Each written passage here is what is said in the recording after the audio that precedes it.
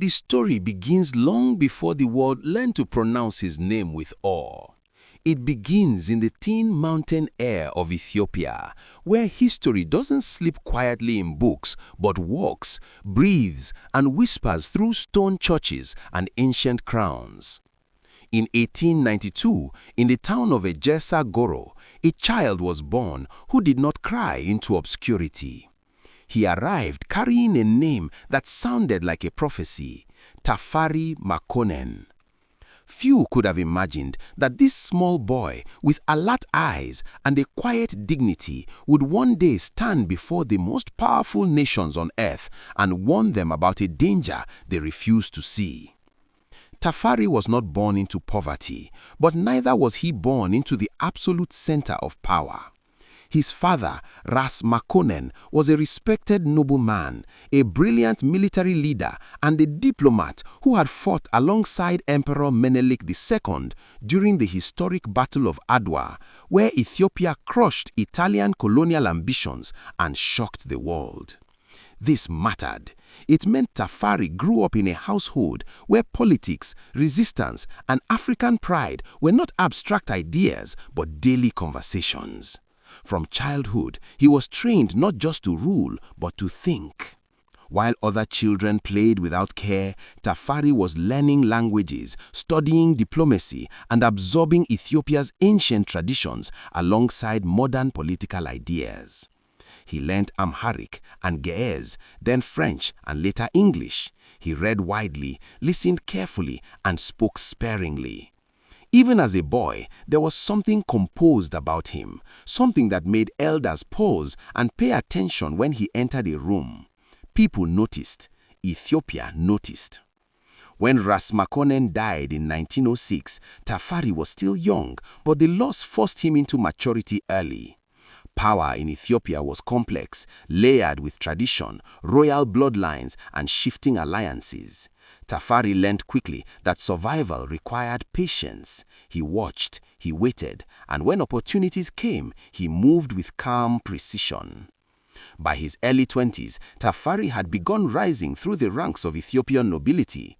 He became governor of regions, proving himself not with noise, but with results. He believed Ethiopia could remain deeply African and proudly ancient while still embracing modern systems of education, communication, and governance. This idea was radical. Many traditional elites feared change. Many foreign powers underestimated him. Both would regret it. In 1936, everything shifted. Emperor Ayasu V, Menelik II's grandson, was deposed after being accused of sympathizing too closely with Islam and threatening Ethiopia's Christian establishment. The throne could not be left empty, but neither could it be handed recklessly. A compromise was made. Menelik's daughter, Empress Zewditu, was crowned ruler. Tafari Makonnen was appointed regent and heir apparent. This was the turning point. On paper, Zewditu was empress. In reality, Tafari held the future in his hands. As regent, he controlled administration, foreign relations, and modernization efforts. Slowly, carefully, he began reshaping Ethiopia. He abolished some forms of slavery, expanded education, modernized the military, and opened Ethiopia to diplomatic relations with the outside world. In 1923, under his leadership, Ethiopia joined the League of Nations, declaring itself a sovereign African state in a world that believed Africa existed only to be ruled. That alone made him dangerous. To colonial powers, Tafari was an inconvenience. To Africans across the continent and in the diaspora, he was becoming a symbol, a living reminder that Africa had kings who bowed to no empire. But progress always attracts resistance. Conservative nobles pushed back. They whispered that Tafari was moving too fast, that he was undermining tradition. Several revolts erupted. Tafari crushed them, not with chaos, but with control. Each challenge strengthened his grip and sharpened his political instincts. In 1930, Empress Zewditu died. The moment Ethiopia had been quietly waiting for arrived. Tafari Makonnen was crowned Emperor of Ethiopia with full titles that echoed through centuries. His Imperial Majesty Haile Selassie I, King of Kings, Lord of Lords, conquering Lion of the tribe of Judah, elect of God. The coronation was unlike anything Africa had seen in modern times. Kings, princes, diplomats, and journalists from around the world gathered in Addis Ababa. Radios crackled across continents. Newspapers printed photographs of an African emperor draped in gold and tradition, commanding global attention. For black people across the Caribbean, the Americas, and Africa, something profound stirred. In Jamaica in particular, preachers pointed to biblical prophecy and declared that a black king had been crowned in Africa. A spiritual movement was born that would later be called Rastafari, taking his pre-coronation name Ras Tafari and turning it into faith, identity, and resistance. Haile Selassie himself never claimed divinity. He remained a devout Ethiopian Orthodox Christian, but he understood symbols and he understood history. He knew that his existence alone challenged a racist global order that insisted black leadership was impossible. As emperor, he intensified his reforms. Roads were built, schools expanded, slavery was further curtailed. Ethiopia stepped cautiously but firmly into modern statehood. Yet even as he focused inward, danger was gathering beyond his borders. Italy had not forgotten Adwa. Benito Mussolini, the fascist dictator of Italy, was obsessed with revenge and empire. He wanted Ethiopia to erase the humiliation Italy had suffered decades earlier. While the world distracted itself with economic depression and political maneuvering, Mussolini prepared for war. In 1935, Italian forces invaded Ethiopia with modern weapons, tanks, aircraft, and poison gas. Ethiopia fought back with courage, but the imbalance was devastating. Villages were bombed, soldiers were gassed, civilians suffered unimaginable brutality. Haile Selassie personally went to the front lines, rallying troops, wearing military uniform, refusing to flee even as the situation worsened. But courage alone could not stop chemical weapons. In 1936, with Addis Ababa on the brink of capture, Haile Selassie made a decision that would define him forever. He left Ethiopia not in surrender, but in strategy. He believed his voice would be more powerful alive than silenced by execution. He traveled to Geneva to address the League of Nations. What happened next stunned the world. Standing before representatives of powerful nations, Haile Selassie delivered one of the most powerful speeches in modern history. Calm, dignified, and unwavering, he described the horrors unleashed upon his people. He warned that the poison gas used on Ethiopians would one day be used on Europeans. He exposed the hypocrisy of collective security that protected some nations while abandoning others. His words echoed like prophecy. It is us today, it will be you tomorrow. Many delegates listened in uncomfortable silence. Some laughed nervously, others turned away. The League of Nations failed Ethiopia. Sanctions against Italy were weak. Action was delayed. Mussolini marched into Addis Ababa and declared victory. But history was already taking notes. Haile Selassie lived in exile in Britain, a king without a throne but not without purpose. He continued to speak, to write and plan. And as Europe descended into World War II, his warning proved tragically accurate. Fascism consumed the continent. Poison gas, mass slaughter, and tyranny spread. In 1941, with the help of British and Ethiopian forces, Haile Selassie returned home. He rode into Addis Ababa not as a defeated ruler, but as a restored emperor. Crowds wept openly, bells rang, Ethiopia was free again. Yet freedom, he knew, was only the beginning. When Haile Selassie returned to Addis Ababa in 1941, the city did not simply welcome a ruler back to his palace. It welcomed a man who had looked the modern world in the eyes, been betrayed by it, and survived. The cheers that lined the streets were not only for victory over Italy, they were for dignity restored. Ethiopia had been wounded, occupied, humiliated, but not erased. And the emperor who rode through those streets understood something deeply important. This second reign could not look like the first. He had seen the cracks in the global order. He had tasted exile. He had listened as powerful men debated his country's fate as though it were a piece of furniture. That experience changed him. The Haile Selassie who returned was no longer just a reformer trying to gently modernize an ancient empire. He was now a strategist determined to ensure that Ethiopia would never again stand alone. The scars of occupation were everywhere. Infrastructure lay in ruins. The economy was shattered. Thousands were dead. Collaborators and resistance fighters existed side by side, creating tension and mistrust.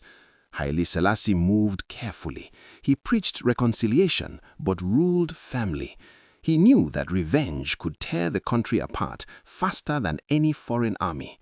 One of his first priorities was rebuilding the state itself. He reorganized the government, reasserted central authority, and reformed the legal system. In 1955, he introduced a revised constitution that expanded the powers of parliament, at least on paper, and formally ended slavery once and for all. To the outside world, this painted Ethiopia as a progressive constitutional monarchy. To critics inside the country, it still concentrated enormous power in the emperor's hands. And they were not wrong. Haile Selassie believed deeply in order. He believed that Ethiopia, with its ethnic diversity and long feudal history, could collapse into chaos if power was released too quickly. He had watched newly independent states stumble. He feared fragmentation more than criticism. So while he modernized, he controlled. While he opened doors, he decided how wide they could swing. Education became one of his proudest projects. Universities were established. Ethiopian students were sent abroad. A new elite began to emerge, educated, ambitious, exposed to global ideas of democracy, socialism, and self-determination.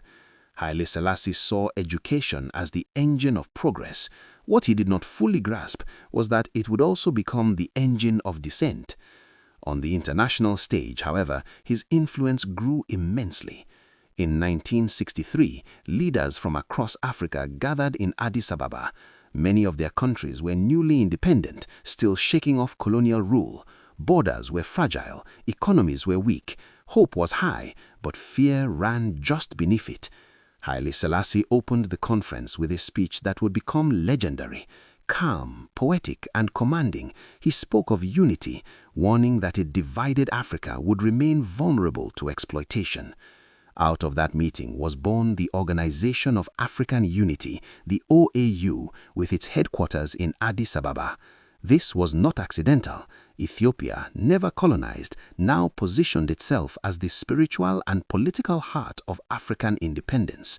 Haile Selassie became a kind of elder statesman for the continent, mediating disputes, supporting liberation movements, and advocating African voices in global institutions. To many Africans, he was the face of dignity. To many black people in the diaspora, he was something even more powerful, proof. Meanwhile, the Rastafari movement was growing far beyond Jamaica. Inspired by his coronation titles, biblical interpretation, and Africa-centered identity, Rastafarians revered Haile Selassie as divine or messianic.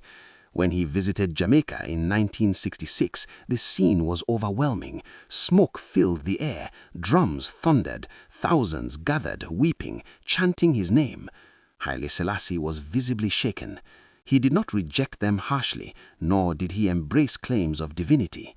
Instead, he spoke gently, urging Rastafarians to focus on education, self-worth, and eventual return to Africa if they so desired. Privately, he remained uncomfortable with worship directed at him. Publicly, he treated Rastafarians with respect, understanding that movements are not controlled by their symbols. But while his image soared globally, cracks at home deepened. Ethiopia's economy remained largely feudal. Land ownership was concentrated in the hands of nobles and the church. Peasants worked tirelessly with little reward. Famines simmered quietly in rural regions, ignored by officials eager to preserve the image of imperial stability. The emperor, surrounded by courtiers and insulated by protocol, received filtered information. What reached him was often softened, delayed, or distorted. Students began to protest, intellectuals questioned the pace of reform, soldiers muttered about poor conditions. The world Haile Selassie had helped shape was changing faster than his system could adapt. Then came the famine in Wollo. In the early 1970s, severe drought and mismanagement led to mass starvation in northern Ethiopia. Thousands died. The tragedy itself was devastating, but what followed was worse. Reports emerged that the government had known and concealed the crisis to protect the emperor's image. When the truth reached the public, anger exploded. For many Ethiopians, this was the moment something broke. How, people asked, could a man who spoke so powerfully for Africa allow his own people to starve in silence? Haile Selassie was now in his 80s. Age had slowed him. The political instincts that once served him so well began to fail. He reshuffled governments, dismissed officials, promised investigations, but the ground beneath the throne was already shifting. In 1974, unrest erupted across the country. Teachers went on strike, taxi drivers protested, soldiers mutinied. What began as scattered grievances fused into a national crisis. A group of military officers calling themselves the Derg emerged, claiming to act in the people's interest. At first, Haile Selassie underestimated them. He had survived coups, invasions, and exile before. He believed this too would pass. But this time was different. The Derg moved decisively, arresting ministers, seizing radio stations, and presenting themselves as reformers rather than rebels. Slowly, deliberately, they isolated the emperor from power. On September 12, 1974, Haile Selassie was deposed. The image shocked the world. The Lion of Judah, the conquering King of Kings, escorted quietly from his palace. No crown, no ceremony, no resistance. After more than 5 decades at the center of Ethiopian power, he was reduced to a prisoner in his own country. Many wept, some celebrated. History held its breath. The Derg accused him of corruption, misrule, and indifference to suffering. Treasures from the palace were displayed publicly as symbols of excess. His legacy was being dismantled piece by piece, not just politically, but psychologically. Haile Selassie said little.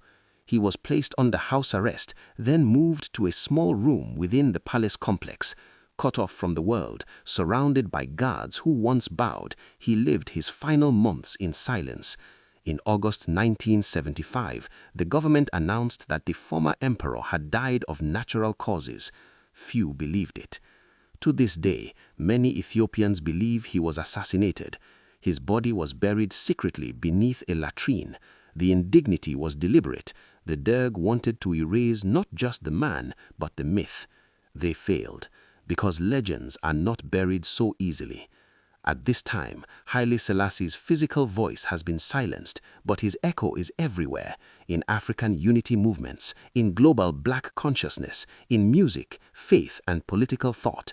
The man who once warned the world has become part of its memory, debated, defended, criticized, and revered. And the question lingers in the air, refusing to fade. Was Haile Selassie a visionary ahead of his time, or a ruler who stayed too long? The answer is not simple. After Haile Selassie was removed from power, Ethiopia did not step into clarity, it stepped into a storm. The fall of the emperor created a vacuum so deep that it swallowed certainty itself. For decades, he had been the symbol holding the country together, sometimes by inspiration, sometimes by force, sometimes simply by habit. When that symbol was dragged away, Ethiopia had to confront a frightening question. Who were they without him? The Derg promised answers. They spoke the language of justice, equality, and revolution. They claimed they would correct the failures of the imperial era, redistribute land, uplift peasants, and give voice to the forgotten.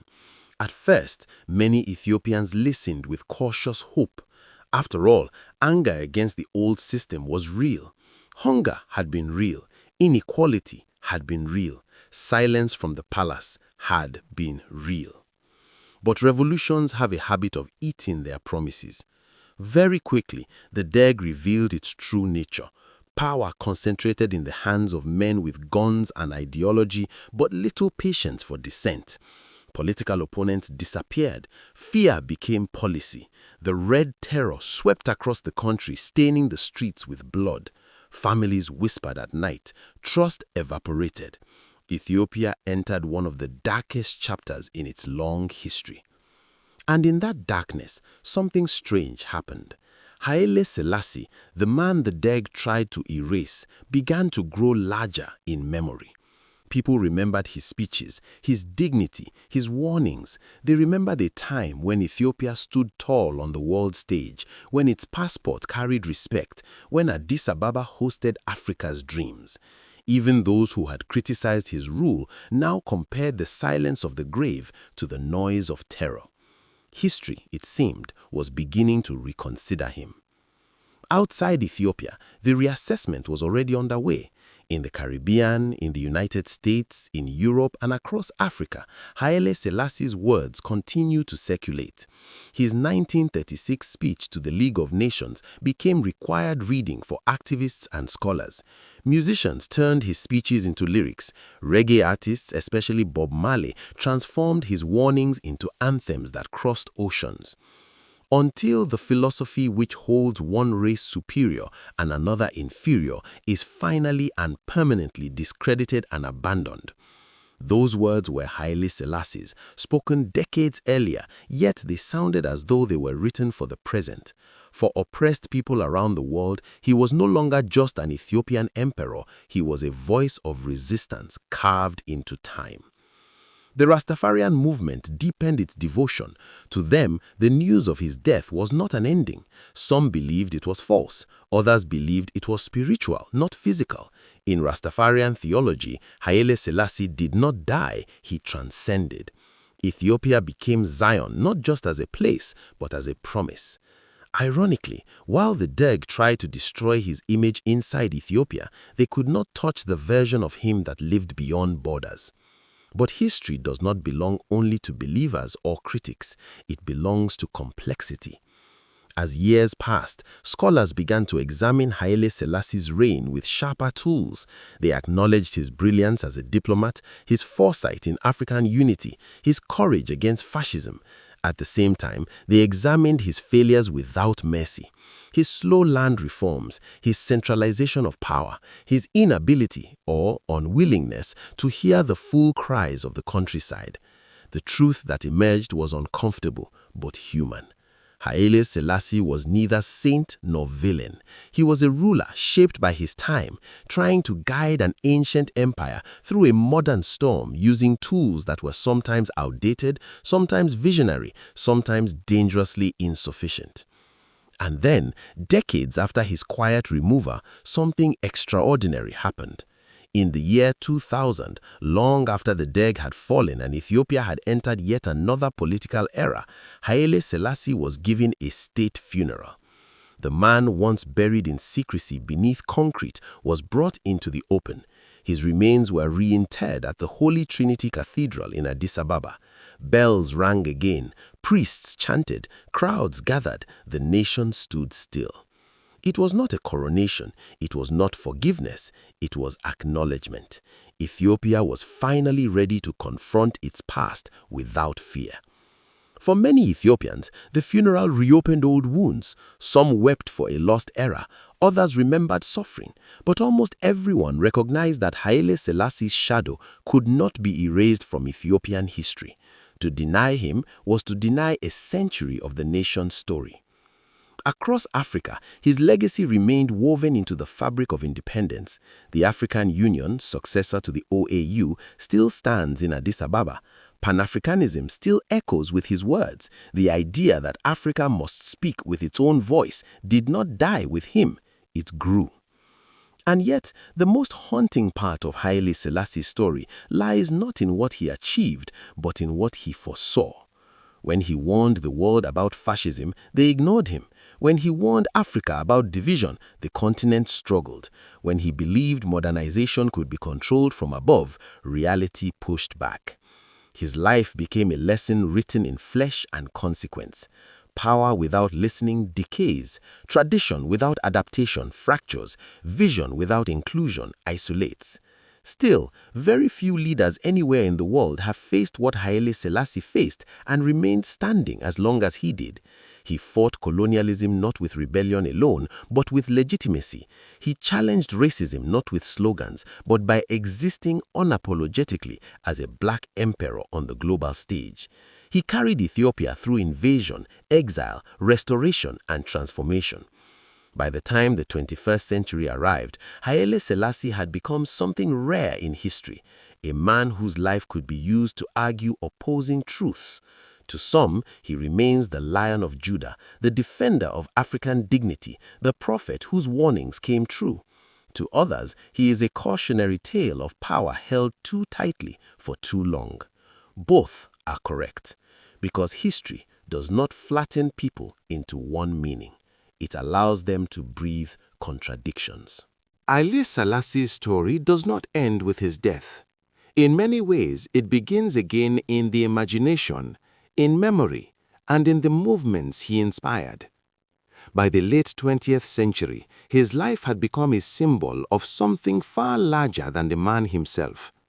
But to understand this, one must return to the Ethiopia he left behind, a nation fractured, struggling, and searching for identity. For decades, Ethiopia grappled with the Derg's brutal regime. The Red Terror decimated political opponents. Famines tore through the land. Cities emptied as rural populations fled. Schools closed. Farms failed.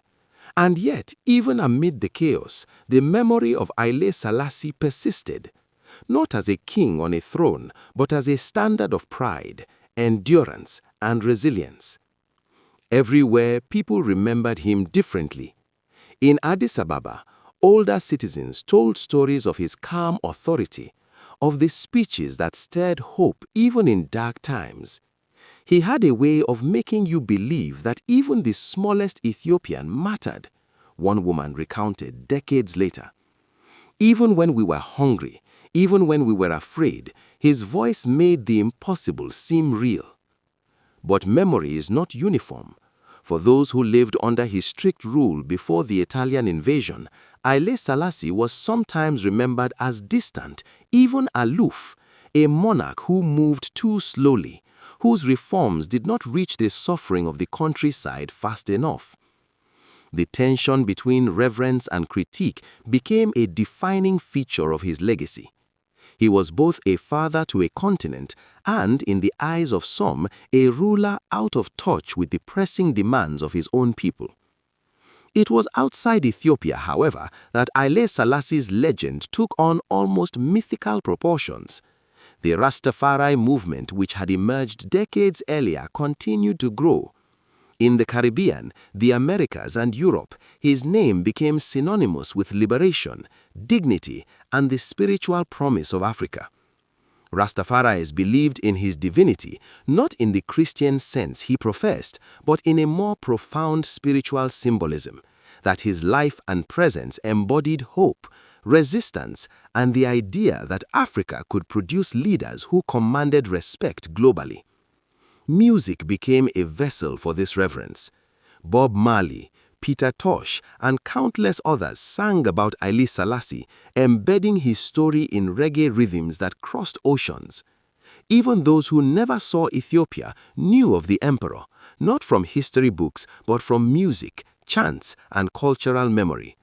To millions, he was the living bridge between African heritage and modern liberation, between faith and action, between prophecy and reality. And yet, as the legend grew, so did scrutiny. Scholars, journalists, and historians revisited Haile Selassie's rule. They studied his methods, his decisions, his triumphs, and his failures. Some criticized his centralization of power, his slow approach to reform, and his inability to fully grasp the realities of rural life in Ethiopia. Others highlighted his diplomatic genius, his resistance to fascist Italy, his role in African unity, and the inspiration he provided to generations of leaders. What became clear was that Haile Selassie was not a simple figure to categorize. He was neither flawless nor ignoble. He was profoundly human, a man capable of brilliance and blind spots, courage and miscalculation. His life's arc, from prince to emperor, exile to liberator, prisoner to posthumous icon, revealed the complexity of leadership in a world that often pits morality against pragmatism, vision against circumstance. Haile Selassie's influence extended beyond politics. He had become a global symbol for human rights, African independence, and Black pride. United Nations delegates studied his speeches. Civil rights activists in the United States cited his warnings against racial hierarchy. African leaders invoked his calls for unity as they navigated the turbulent waters of post-colonial nation building. Even in pop culture, his image persisted. Stamps, coins, portraits, and songs immortalized his likeness, ensuring that the emperor who once rode through Addis Ababa with dignity could continue riding across the world, transcending borders and generations.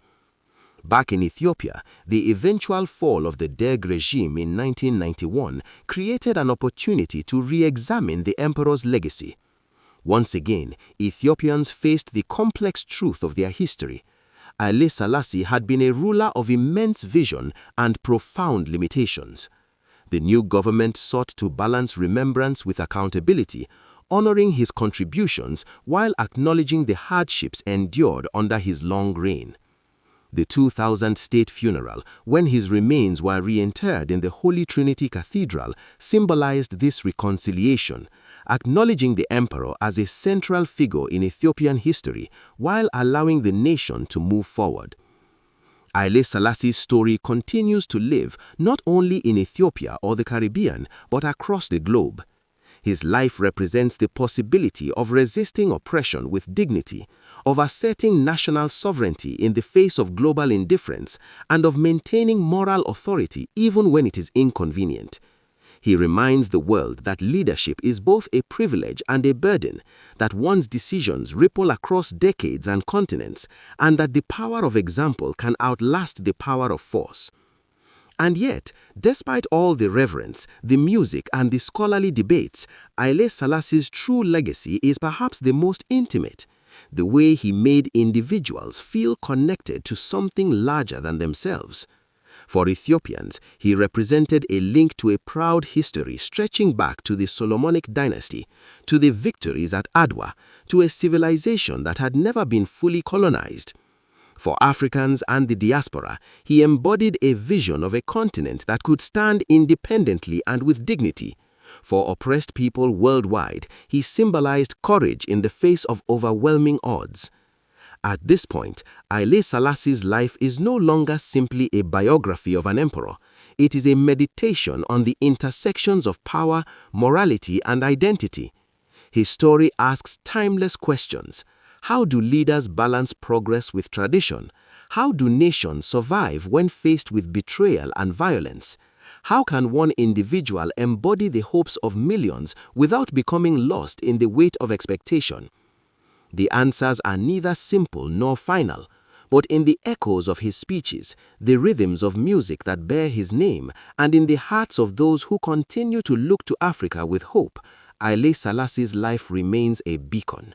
A story that refuses to end, a legacy that challenges each generation to arise, to act, and to believe that dignity, courage, and vision can leave a mark that survives time itself. In the end, Haile Selassie's story circles back to a single, haunting truth. Some lives refuse to stay in the past. Long after the emperor's voice was silenced, long after his crown was taken and his body hidden, his presence continued to move through history like a quiet drumbeat, steady and unignorable. To understand Haile Selassie is not to arrive at a neat conclusion, but to stand at the crossroads of contradiction, power, hope, and consequence. By the time Ethiopia entered the new millennium, the world had changed beyond anything the young Tafari Makonnen could have imagined. Empires had fallen, new nations had risen, technology shrank distances. Yet the questions Haile Selassie wrestled with remained stubbornly familiar. How does a people protect its dignity in a world designed to exploit the weak? How does tradition survive without becoming a prison? How does leadership serve millions without losing sight of the individual? In Ethiopia, younger generations who never lived under his reign began encountering Haile Selassie not through personal memory, but through stories, debates, and history lessons. Some saw him as a hero who preserved Ethiopian sovereignty and placed Africa on the global stage. Others saw him as a monarch who failed to adapt quickly enough to the needs of his people. What mattered was that he could no longer be ignored. He had become unavoidable. Walk through Addis Ababa and his shadow still appears, in architecture, in street names, in old photographs tucked inside family albums. Mention his name and conversations deepen, voices lower, opinions sharpen. His legacy is not casual. It demands engagement. Across Africa, his influence still breathes in the institutions he helped shape. The African Union, standing where the Organization of African Unity once stood, continues to echo with his call for unity. Though African nations still struggle with division, foreign influence, and internal conflict, the idea that Africa must define itself on its own terms remains central. That idea did not originate with Haile Selassie, but he gave it form, language, and a global platform.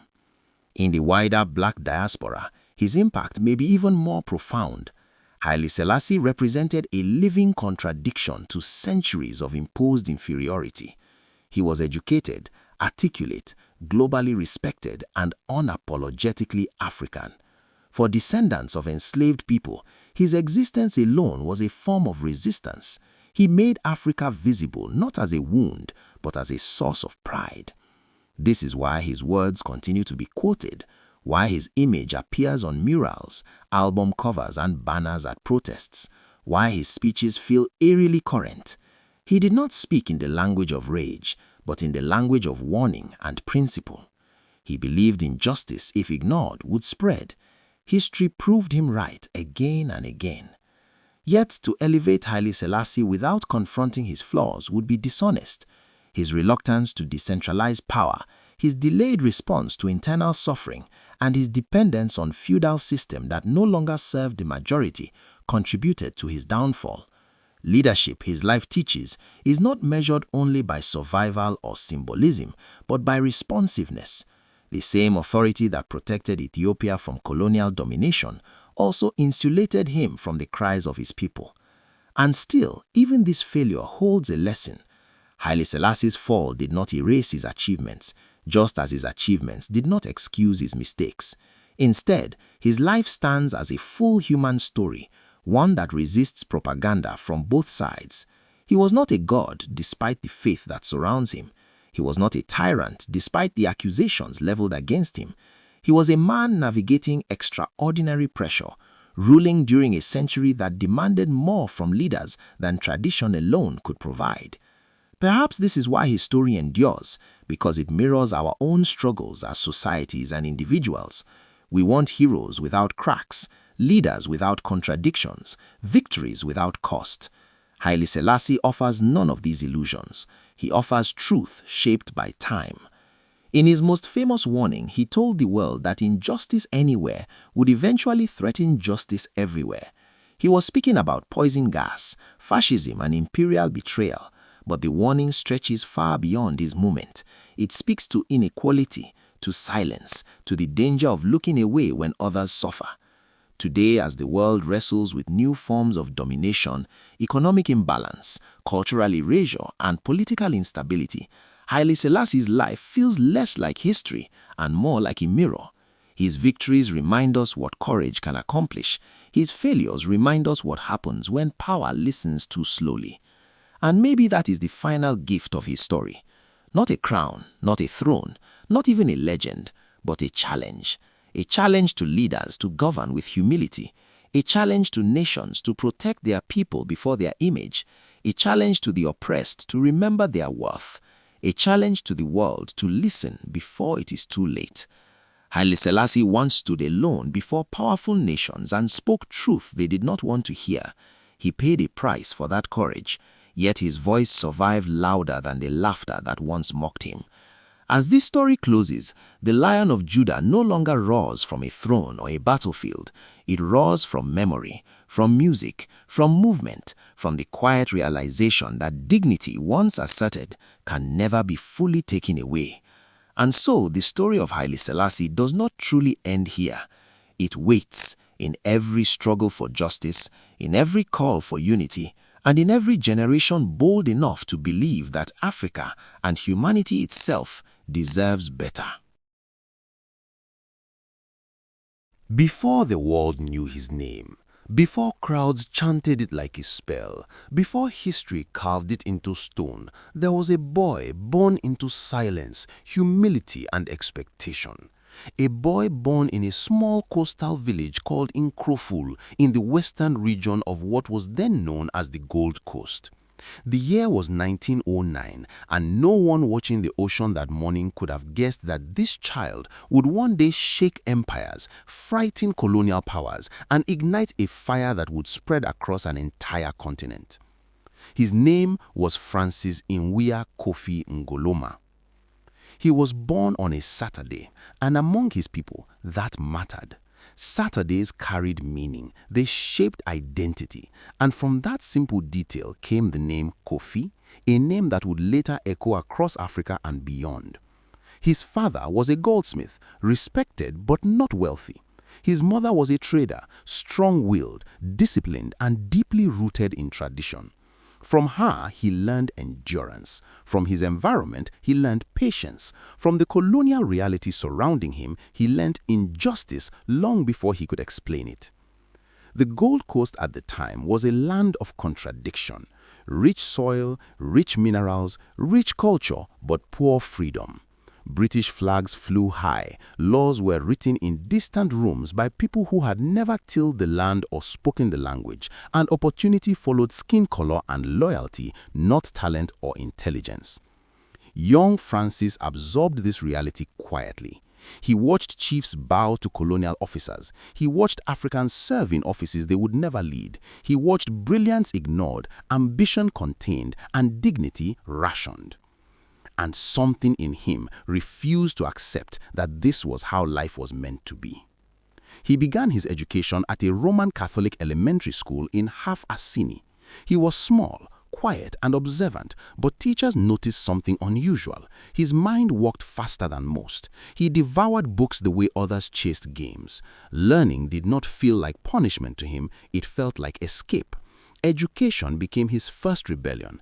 Every page he turned pushed him further away from the limits imposed on his people. Eventually, he trained as a teacher at the government training college. Teaching gave him purpose, but it also gave him perspective.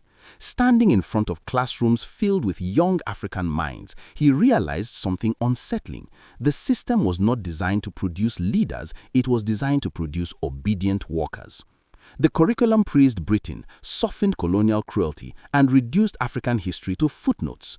Francis felt the tension growing inside him. He wanted more, not just for himself, but for everyone he taught.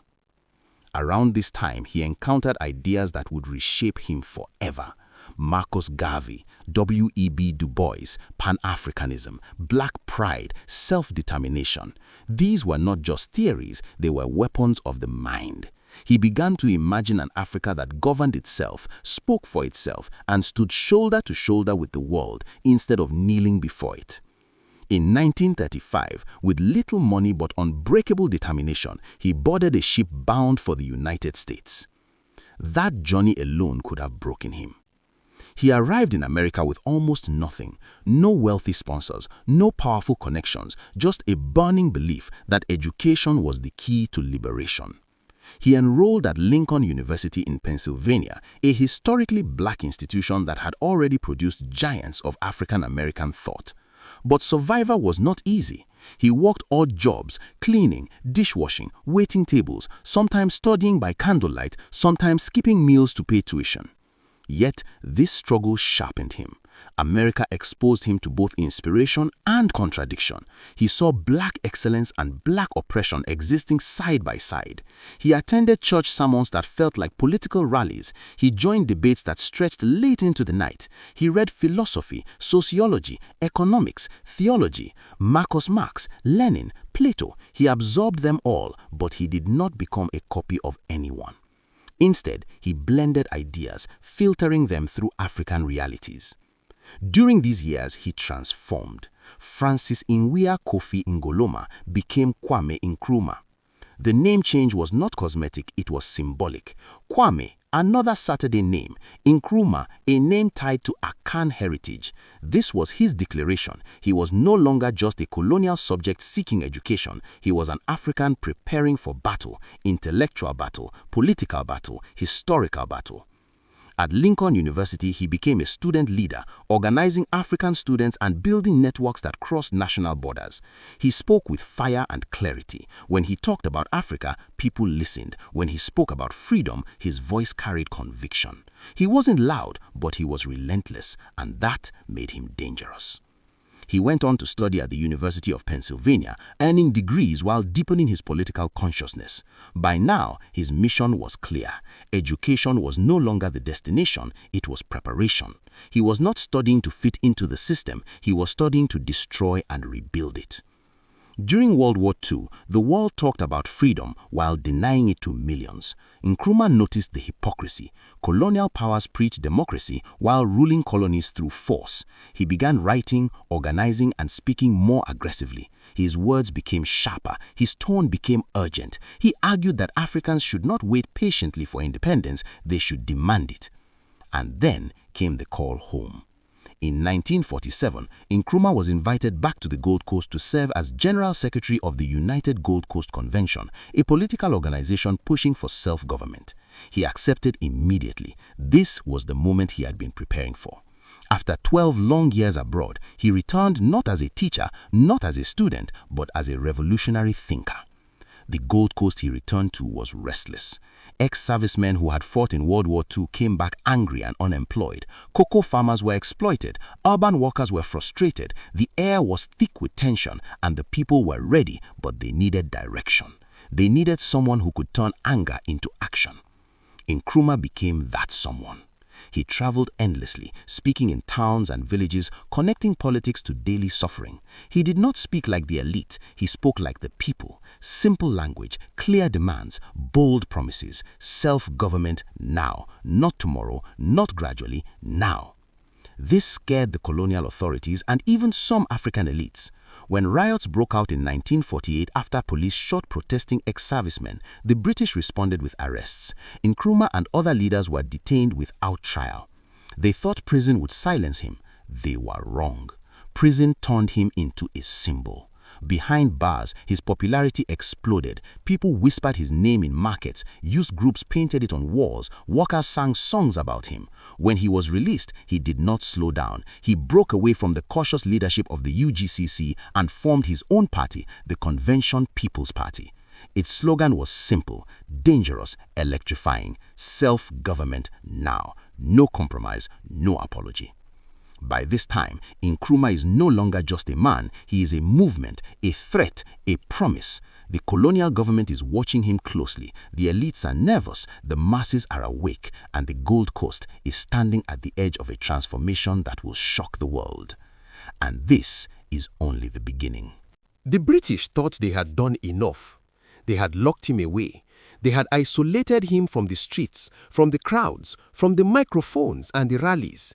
They had placed Kwame Nkrumah behind concrete walls and iron bars, convinced that without his voice, the movement would collapse into confusion. History had taught them that movement without leaders eventually fade. What history had not prepared them for was a leader who became more powerful in silence. Nkrumah's prison cell was small, hot and stripped of comfort, but it was not empty. It was filled with ideas, discipline, and an unshakable belief that the tide of history had already turned. He woke early, exercised, read, wrote, and planned. Prison was not punishment to him, it was strategy time. He knew something the colonial government did not fully understand yet. The people had already chosen. Outside the prison walls, the Gold Coast was boiling. The Convention People's Party moved like wildfire through towns and villages. Red flags flew high. Youth groups organized rallies. Market women donated coins. Workers skipped meals to contribute to party funds. Everywhere, the message was the same. Nkrumah was not just their leader, he was their voice. And if the British would not listen to the people would force them to listen. The CPP understood mass politics in a way the older political elite never had. While others debated constitutional timelines and polite reforms, the CPP mobilized emotions. They spoke to hunger, unemployment, humiliation, and hope. They turned politics into a people's movement. Songs were composed.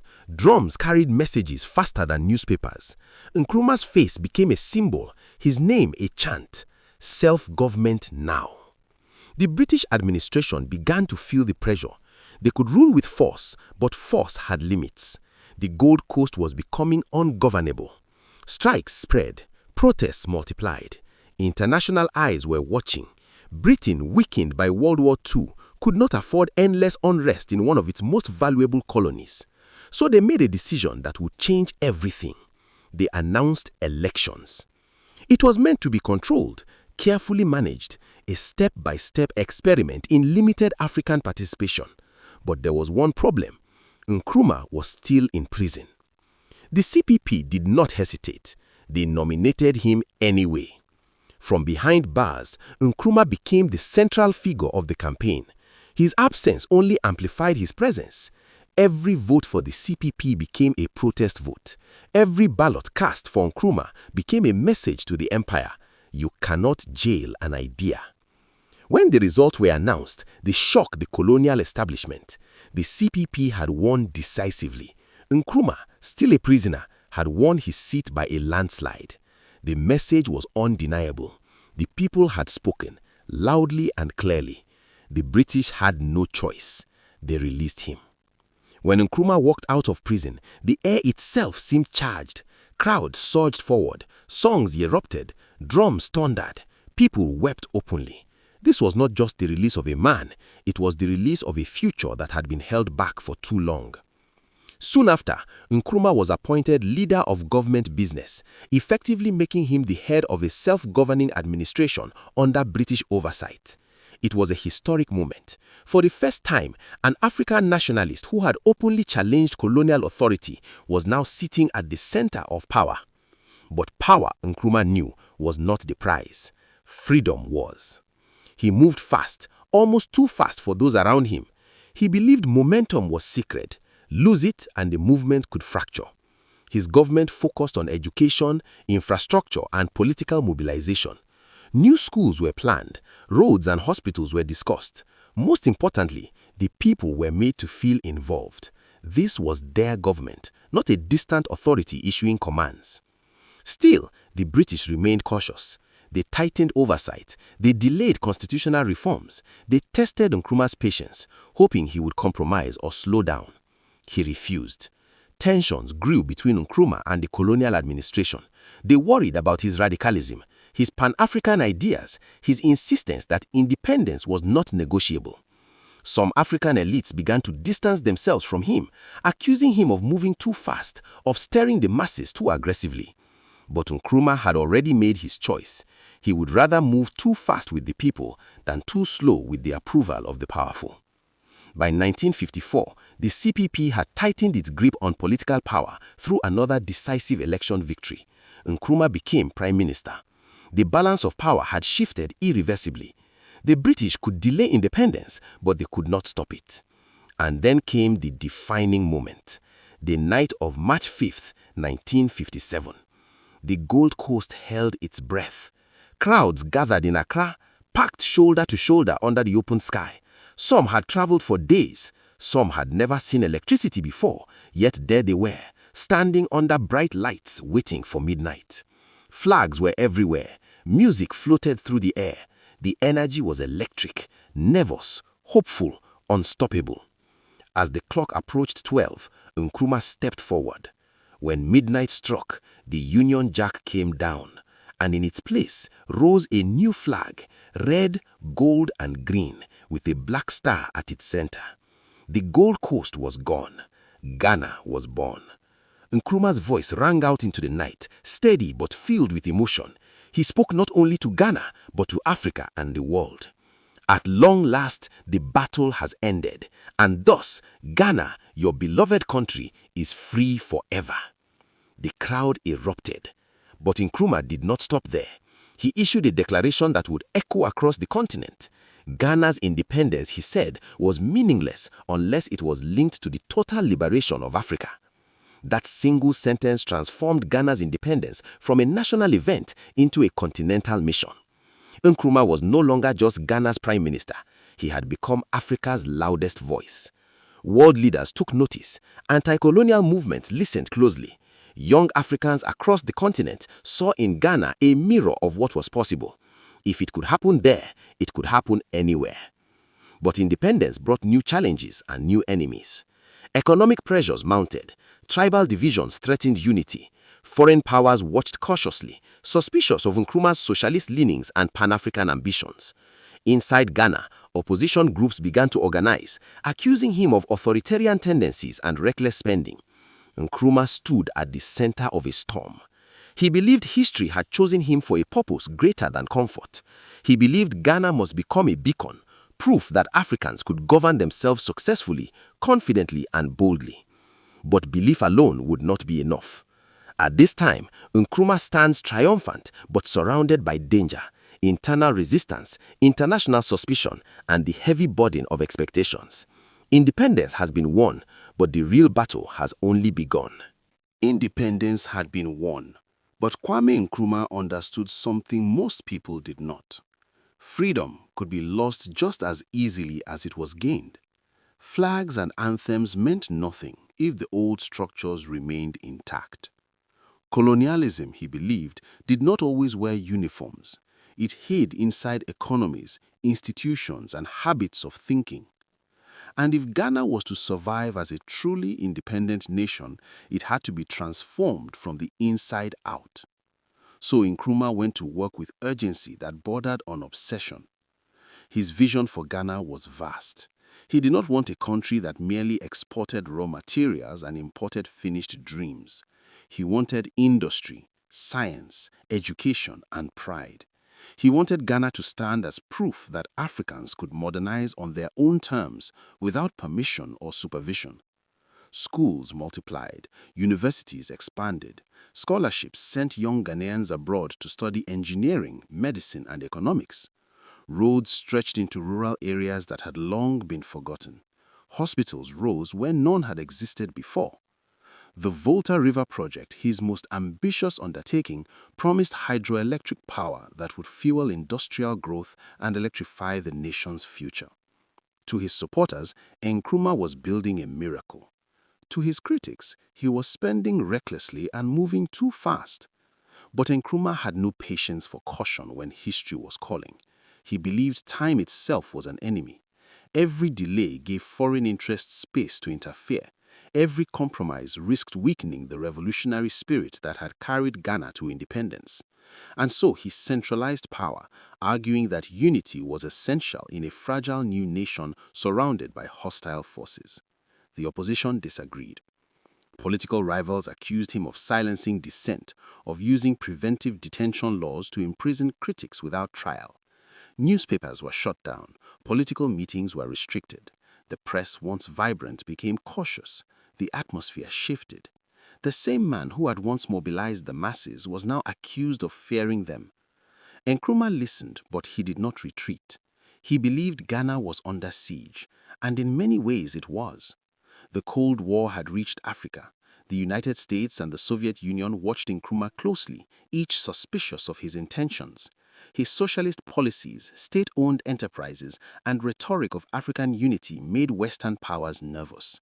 They worried he was pushing Ghana toward the Eastern Bloc, turning the country into a symbol that could inspire other African nations to break free not just politically but economically. Foreign intelligence agencies took notes. Diplomats smiled politely while calculating quietly.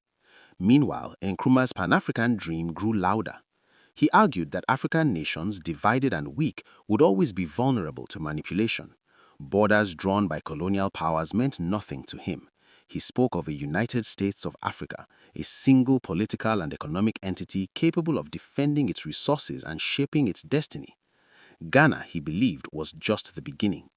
He poured money into liberation movements across the continent. He hosted conferences that brought African leaders, activists, and thinkers together in Accra. Ghana became a hub of revolutionary energy.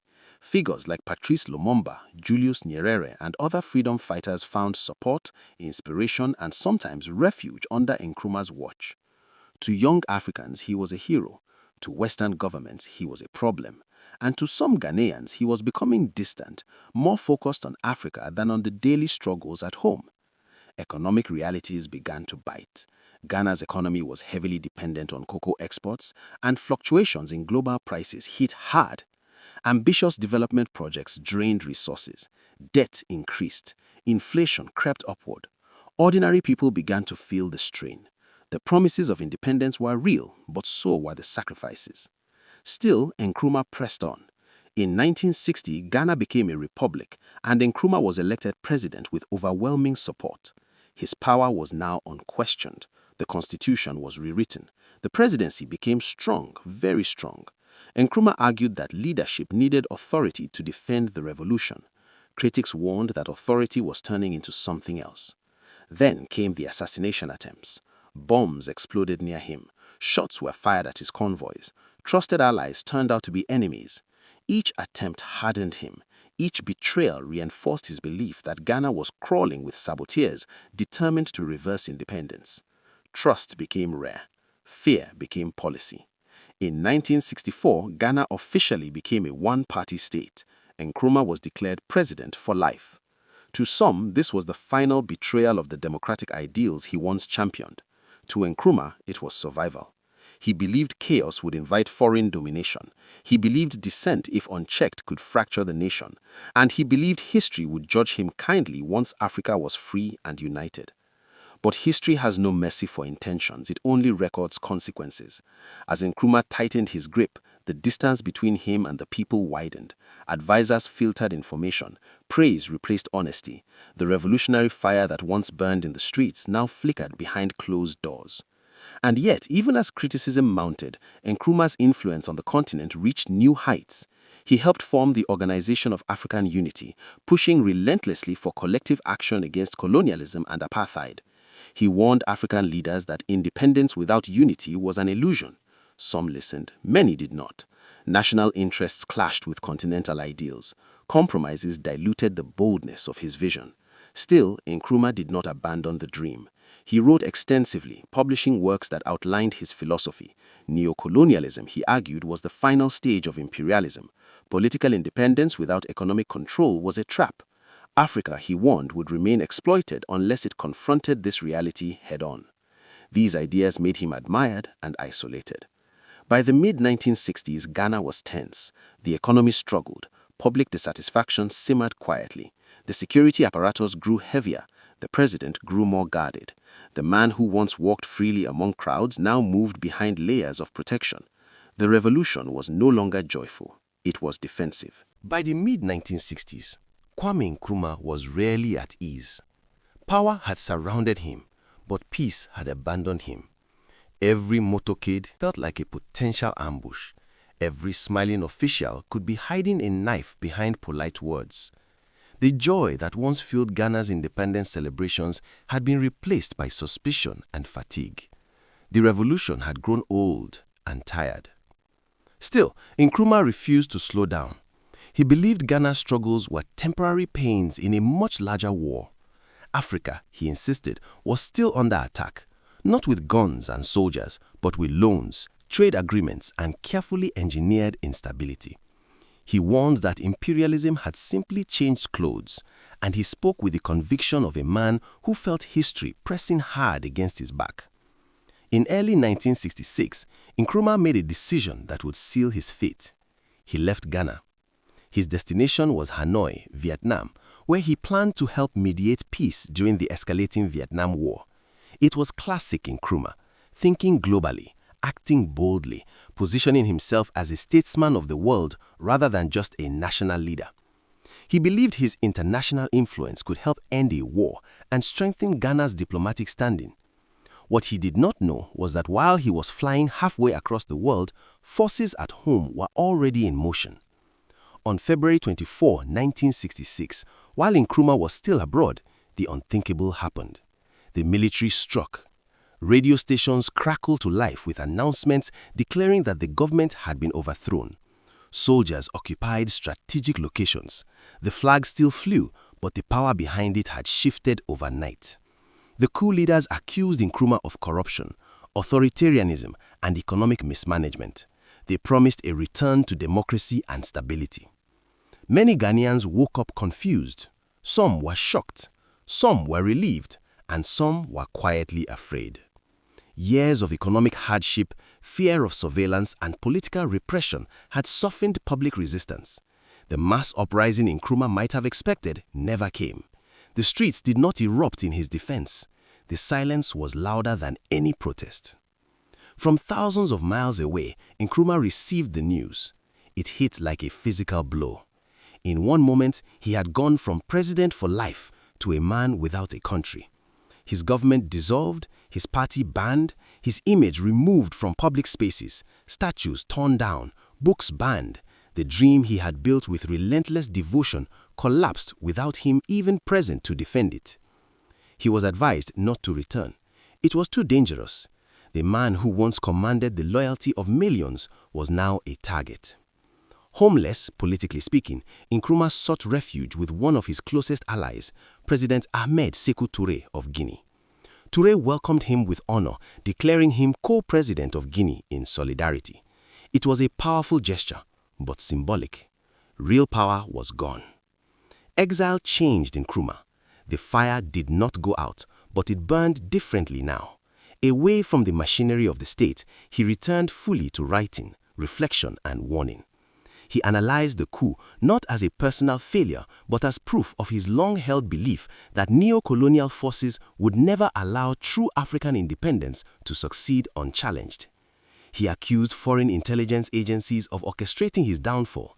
He pointed to economic pressure, propaganda, and internal sabotage. Whether all his claims were true or not, one fact was undeniable. His fall fit a pattern repeated across Africa. Leaders who challenged Western economic dominance rarely fell alone. From exile, Nkrumah watched Ghana from a distance. He saw policies reversed, state industries privatized, Pan-African ambitions abandoned, liberation movements cut off from support. Ghana, once the beating heart of African revolution, turned inward. Stability returned, but the boldness faded. It hurt deeply. Yet, even in exile, Nkrumah refused to disappear. He wrote relentlessly, producing some of his most influential works. He refined his theory of neocolonialism, warning that Africa's political leaders might change, but foreign control would remain unless economic structures were dismantled. He spoke of coups as tools, not accidents. He warned future leaders to guard not just their borders, but their treasuries, their media, and their militaries. But exile takes a toll no ideology can soften. His health declined. Isolation crept in. The roar of crowds was replaced by quiet rooms and long nights. The man who once stood at the center of history now watched it unfold from the margins. Occasionally, delegations visited him. Young activists still sought his counsel. He spoke to them with urgency, cautioning them not to repeat his mistakes, but also not to abandon the dream. Power, he told them, was useless without vision, and vision without unity was doomed. Ghana moved on without him. A new political order took shape. Nkrumah became a controversial memory, celebrated by some, blamed by others, reduced to a chapter in textbooks rather than a living force. But history was not finished with him. Exile has a way of stripping a man down to his essence.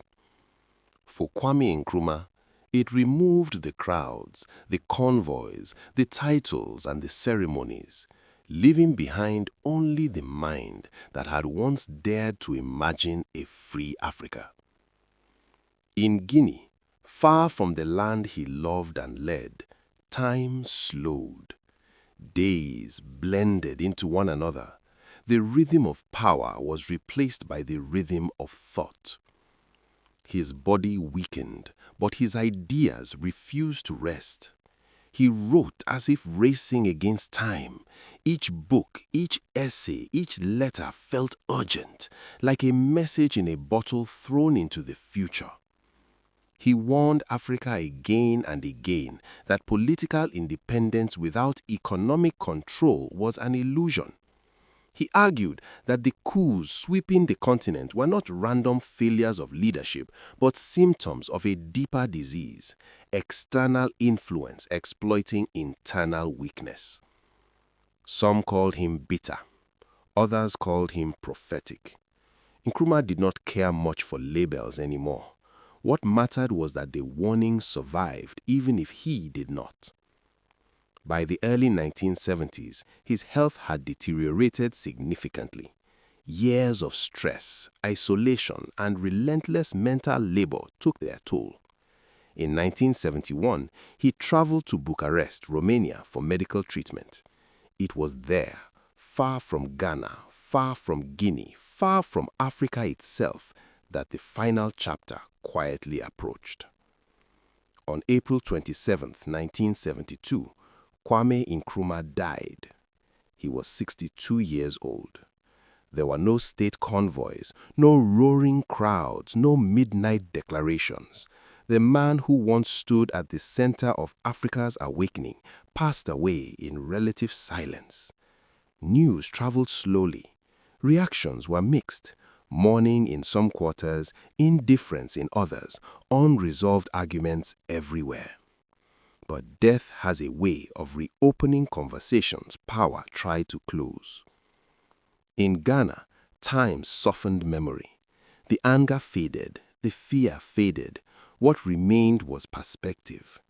Gradually, people began to reassess what had been lost and what had been built. Roads, schools, institutions, ideas, a sense of confidence that Ghana could stand tall on the world stage. His body was eventually returned home, and when it was, something remarkable happened. The nation paused. Not in celebration, not in protest, but in reflection. The man who had been overthrown was now being reburied with honor. Statues rose again. His name returned to schools, streets, and institutions. The same country that once pushed him out now claimed him as a founding father. History had begun its revision.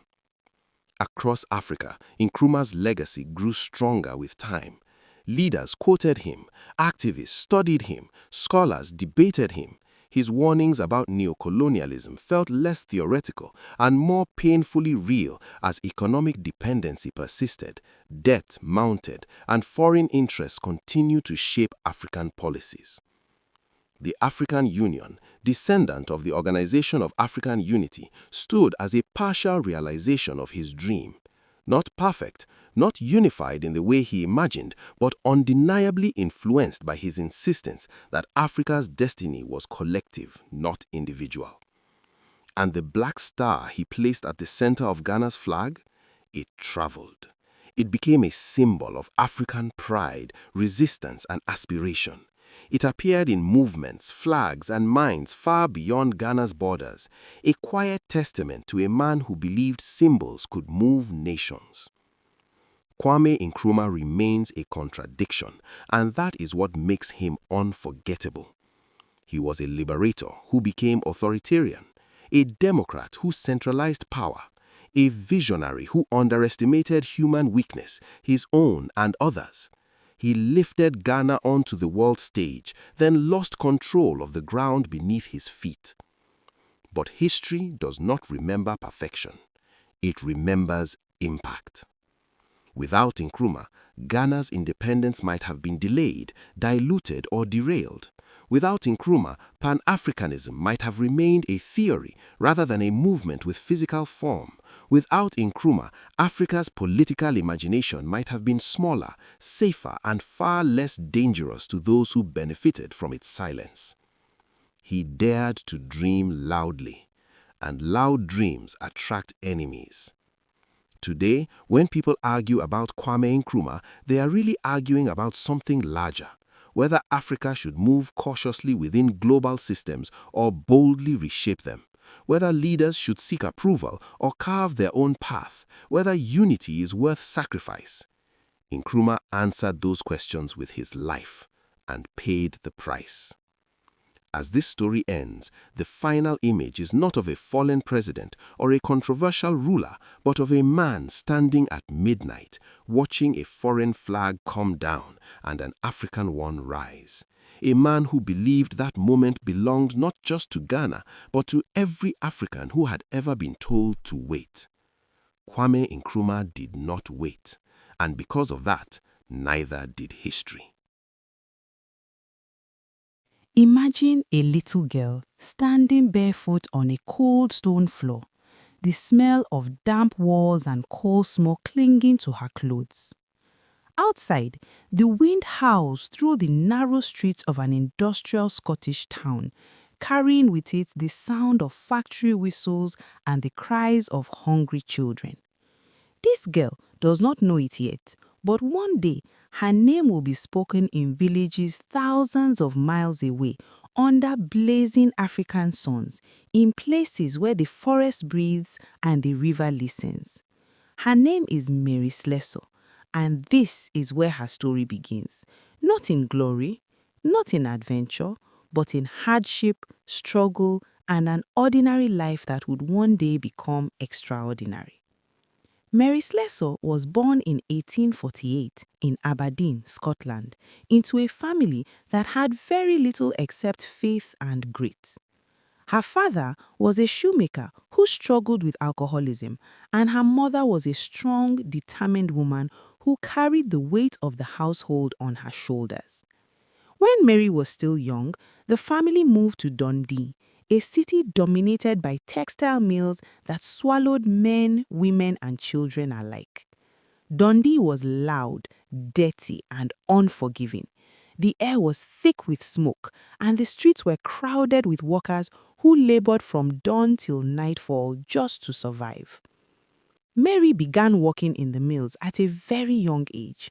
By the time she was 11, she was already spending long hours tending machines that roared like beasts and showed no mercy to careless hands. The work was exhausting, repetitive, and dangerous. But in the midst of this harsh routine, something unusual was taking shape inside Mary. While her body grew tired, her mind wandered far beyond the factory walls. At night, when the machines were silent and the city finally slept, Mary listened to stories. Her mother, a devout Christian, would read aloud from missionary magazines and newspapers. These stories spoke of distant lands, of Africa, of strange customs, of people living in forests and along rivers whose names sounded like music. Mary listened with wide eyes and a racing heart. While other children dreamed of better wages or a warmer coat, Mary dreamed of Africa. One name in particular burned itself into her imagination: David Livingstone. He was the great Scottish missionary and explorer who had ventured deep into Africa and spoken passionately about ending the slave trade and bringing education and faith to the continent. When news of Livingstone's death reached Scotland, it shook the nation. For Mary, it felt personal. Something inside her shifted. She later said that when she heard of his work and his sacrifice, she felt as though God himself was calling her to continue where Livingstone had left off. But dreams are one thing, reality is another. Mary was poor. She had little formal education. She was a woman in a society that rarely imagined women as explorers or leaders. And Africa was not just far away, it was dangerous, mysterious, and often described in frightening terms. Many who went there never returned. Disease, hostile terrain, and conflict claimed countless lives. Missionary work in Africa was not romantic, it was brutal. Still, Mary did not let go of the dream. She taught herself as much as she could. She attended night classes, studied the Bible deeply, and absorbed every scrap of information she could find about Africa. She saved money from her meager wages, penny by penny, holding on to the hope that one day she would leave the mills behind. Years passed. Mary grew into a woman with a strong will and an unshakable sense of purpose. When her mother fell ill and later died, Mary was devastated, but also freed from one of the greatest responsibilities that had tied her to Scotland. With nothing left to hold her back, she applied for the Presbyterian Foreign Mission. The application process was not easy. The mission board questioned her health, her education, and her ability to survive in such a harsh environment. But Mary had something they could not ignore: determination. She was accepted. In 1876, at the age of 28, Mary Slessor boarded a ship bound for West Africa. As the shores of Scotland faded into the distance, she stood on the deck, feeling both fear and excitement knotting in her chest. She was leaving behind everything she had ever known. Ahead lay an unknown land, Calabar, in what is now southeastern Nigeria. The journey itself was long and punishing. Weeks at sea tested her endurance. The heat grew heavier as the ship sailed south. When she finally arrived, the reality of Africa struck her with full force. The air was thick and humid. The land was lush, green, and alive with sounds she had never heard before. Insects humming, birds crying, forests whispering secrets. Calabar was unlike anything Mary had imagined. It was a place of beauty and danger, of a vibrant culture and deep-rooted traditions. It was also a place haunted by fear. Fear of spirits, fear of curses, fear of the unknown. Some customs shocked Mary deeply, especially the practice of killing twins. In the local belief system, twins were seen as evil, cursed, or a sign of misfortune. Often, one or both babies were abandoned or killed, and the mother was cast out. When Mary first heard of this practice, her heart broke. But she did not rush in shouting or condemning. She observed, she listened, she learnt. Mary understood something many outsiders never did. You cannot change people you do not understand. Instead of living apart from the local population, she chose to live among them. She learnt their language, adopted their style of dress, and traveled barefoot through villages and forests.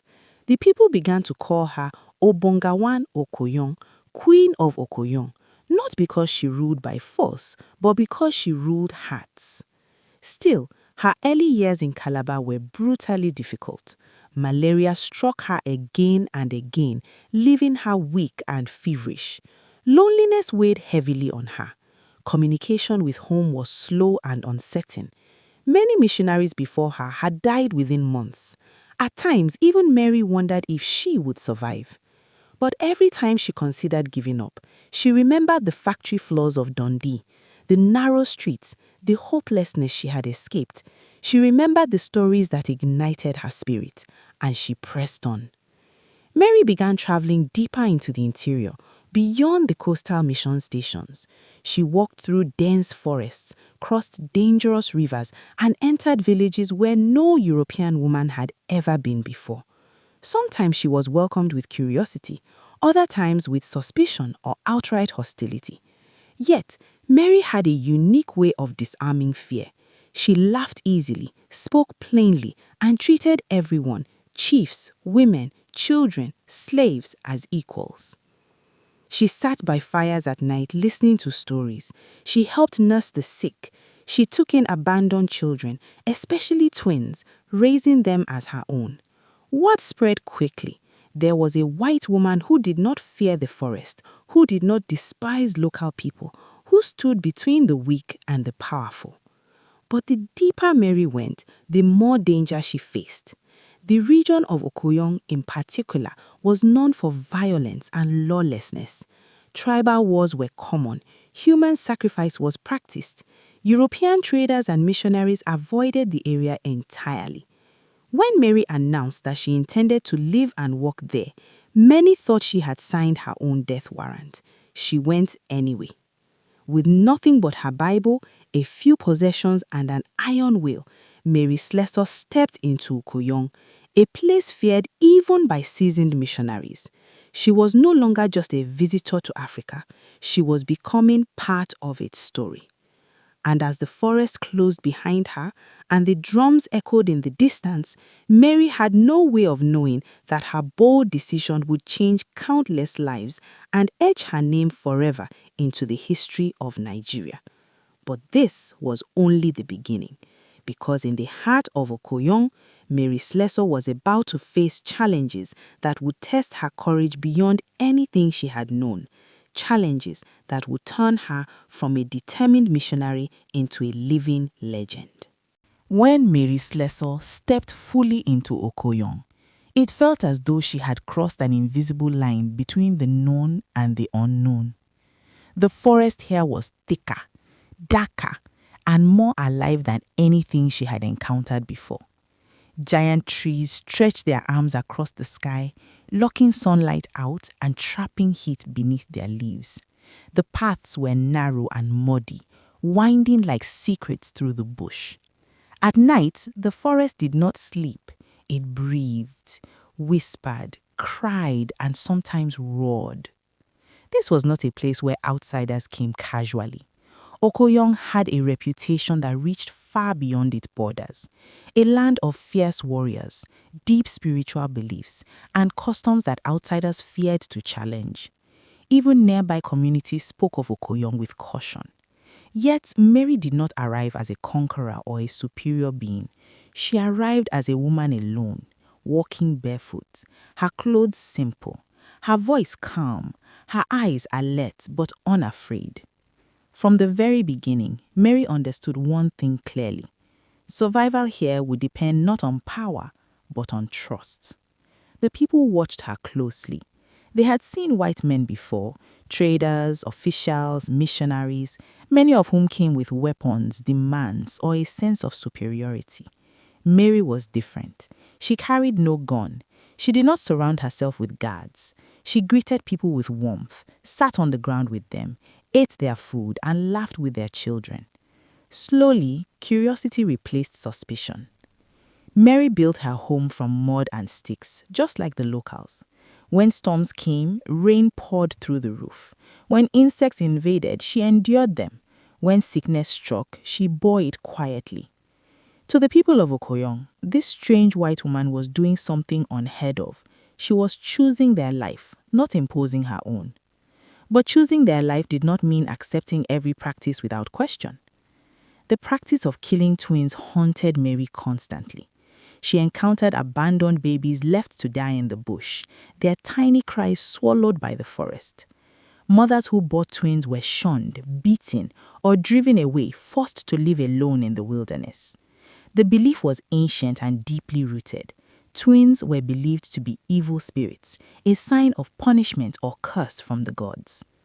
Mary did not attack the belief head-on.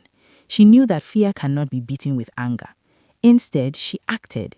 Whenever she heard of twins being born, she rushed to intervene. She hid babies in her home. She took in rejected mothers. She fed, clothed, and cared for children that no one else would touch.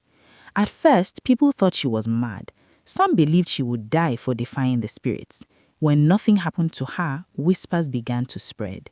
She keeps twins, they said, and she still lives. That alone shook the foundations of belief more than any sermon ever could. Mary's home became a refuge not just for twins, but for the powerless.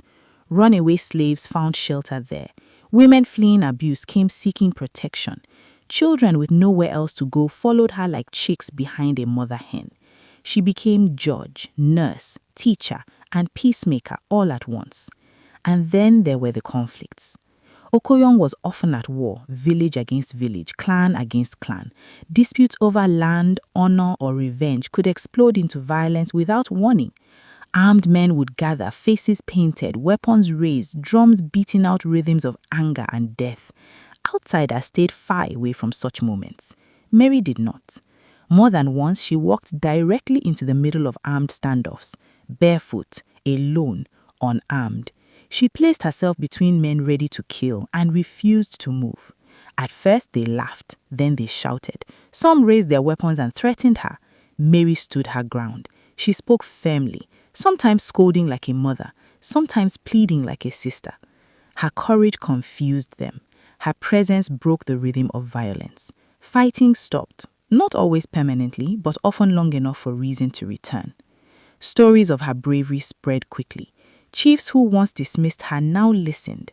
Warriors lowered their weapons when she approached. She had become something rare in Okoyong, a neutral force respected by all sides. But courage came at a cost. Mary's health suffered terribly. Malaria struck her again and again. Fevers left her delirious, shaking violently in her small hut. At times she was so weak she could barely stand. There were moments when death felt close, very close. Other missionaries urged her to return to the coast, to rest, to preserve her life. Mary refused. She once said she could not bear the thought of being safe while others suffered. To her, Okoyong was no longer a mission field, it was home. As her influence grew, so did her responsibilities. The British colonial administration began to take notice of her work. They were struggling to establish peace and order in the interior, where violence and lawlessness made governance nearly impossible. Surprisingly, they found that Mary Slessor had already accomplished what armed forces could not. She knew the people, she understood their customs, and more importantly, they trusted her. Mary was appointed as a vice consul and later given authority to help administer local justice. This was almost unheard of. A woman, a missionary, wielding legal influence in colonial Africa. But Mary did not use power as a weapon. She used it as a shield. She intervened in cases of abuse, unfair punishment, and exploitation. She stood up for women who had no voice. She protected children from cruelty. She challenged practices that caused suffering, not by force, but by example and persistence. Still, danger never left her side. There were threats on her life. There were moments when angry crowds gathered, fueled by fear or superstition. There were nights when she lay awake listening to footsteps outside her hut, wondering if she would see another sunrise. Yet, Mary never armed herself. She believed that carrying weapons would create distance between her and the people she served. One of the most dramatic moments came during a violent uprising when rival groups prepared for a bloody confrontation. Mary walked into the situation without hesitation. She stood in the center of the gathering, her white hair uncovered, her voice calm but commanding. She spoke until the anger cooled. Bloodshed was avoided. Afterwards, elders shook their heads in disbelief. This woman has a strong spirit, they said. She fears nothing. But Mary did fear something. She feared failing the people who had come to rely on her. As years passed, the changes she worked for slowly took root. The killing of twins declined. Mothers began to keep their babies openly. Children she had rescued grew into healthy adults who remembered her kindness. Villages that once lived in constant fear experienced longer stretches of peace. Mary's fame spread beyond Okoyong. Travelers told stories of the fearless Scottish woman who lived alone in the bush, who faced warriors without weapons, who rescued cursed children and lived to old age. Newspapers back in Britain began to write about her. Donations increased, supplies arrived, but Mary herself remained unchanged. She did not seek comfort or recognition. She wore simple clothes. She traveled light. She continued to walk long distances under the hot sun, crossing rivers and forests to reach those who needed her. She often joked that she preferred the bush to the city and that fancy houses would only make her uncomfortable. By now, Mary Slessor was no longer just a missionary. She was an institution, a legend still alive, still walking, still fighting quietly for justice in a land that had become her own. But time, relentless and unforgiving, was beginning to catch up with her. Her body bore the marks of years of hardship, scars from illness, exhaustion etched into her face, strength slowly giving way to fragility.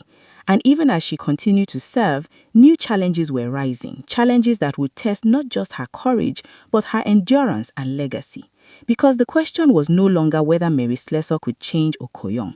The question was whether Okoyong and the world beyond it would be ready to carry her work forward when she could no longer walk the forest paths herself. And that moment was drawing closer than anyone realized. By the time Mary Slessor reached her later years, The forest no longer watched her with suspicion. It watched her like an old friend. The paths she had once walked cautiously were now familiar, worn down by her countless barefoot journeys. Villages that once whispered about her now called out her name with affection when she appeared. Children ran toward her instead of hiding. Chiefs welcomed her with respect instead of guarded curiosity. Okoyong had changed, and in many ways so had Mary. But transformation never comes without resistance. Even as the killing of twins declined, it did not disappear overnight. In remote villages far from Mary's frequent routes, old fear still ruled. Whenever word reached her that twins had been born and were in danger, Mary moved immediately, no matter the distance or her health. Sometimes she walked for hours through rain-soaked bush, leaning on a stick, her breath short, her body aching, yet she never arrived late by choice. Every child mattered. Her house was often full, children of all ages, some rescued as infants, others taken in after losing parents to disease or conflict. They slept on mats, shared meals, learned prayers, songs, and simple lessons. Mary raised them not as Europeans, but as Africans who knew their culture and language. She believed deeply that lasting change had to grow from within. Still, the weight of responsibility was enormous. Mary was now not just a missionary, but also a representative of colonial authority. Disputes came to her daily: fights over land, accusations of witchcraft, domestic conflicts, broken agreements. People trusted her fairness. They believed she listened without bias, and most of the time she did. But some decisions haunted her. She struggled with the tension between respecting local customs and stopping practices that caused harm. Each judgment required wisdom, patience, and moral courage. She knew that one wrong decision could destroy years of trust. Her health continued to decline. Malaria had weakened her heart and lungs. There were days when she could barely rise from her mat. Her hands trembled, her vision blurred. Doctors urged her to leave Africa permanently and return to Scotland. Friends begged her to rest. Mary refused. She once said that Africa was her home and the people were her family. To leave them felt like abandonment. Yet the forest was changing too. British colonial influence grew stronger. Roads were carved where footpaths once lay. Officials arrived with paperwork, uniforms, and new laws. Some changes brought stability. Others brought confusion and resentment. Mary often found herself acting as a bridge between two worlds that did not fully understand each other. To the British, she explained African customs, warning them against careless interference. To Africans, she explained new laws and systems, urging patience and cooperation. It was exhausting work, emotionally and physically. Despite everything, Mary never lost her sense of humor. She laughed easily, teased children, and spoke bluntly to officials when they were foolish or arrogant. She had little patience for hypocrisy and no respect for cruelty, regardless of where it came from. As news of her work spread, she became famous far beyond Nigeria. In Scotland and England, people spoke of her with admiration. Donations poured in. Articles described her as fearless, saintly, almost mythical. Some imagined her as larger than life. Mary disliked the attention. She once joked that if people truly knew how often she felt tired, hungry, and afraid, they would stop calling her a hero. To her, she was simply doing what needed to be done. But time does not pause for heroes. In her 60s, Mary's body began to fail her more frequently. Fevers lasted longer. Recovery took more effort. Long journeys became painful. Still, she refused to withdraw completely. When she could no longer walk far, people came to her. Villagers traveled long distances to seek her advice or help. Mothers brought children for her blessing. Elders consulted her before making decisions. One of the most powerful signs of change came when twins were born openly and celebrated.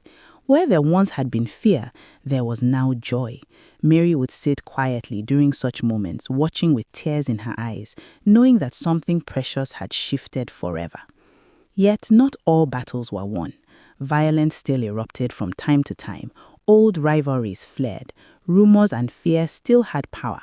And Mary knew that when she was gone, her presence, which so often prevented bloodshed, would be sorely missed. This realization weighed heavily on her.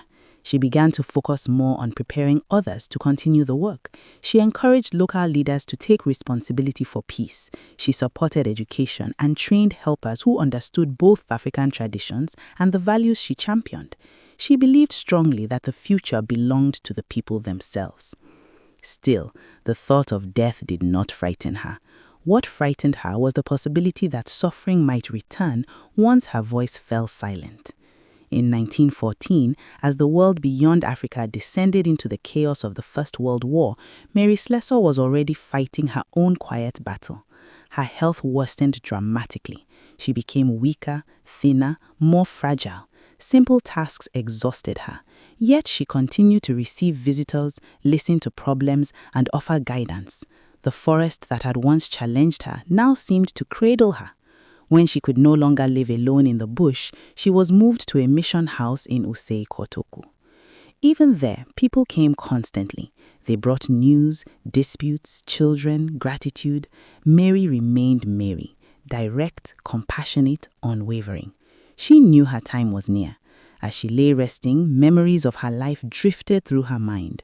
The factories of Dundee, the ship that carried her away from Scotland, the first sight of Calabar, the cries of abandoned twins, the moment she stood between warriors, the laughter of children she had raised.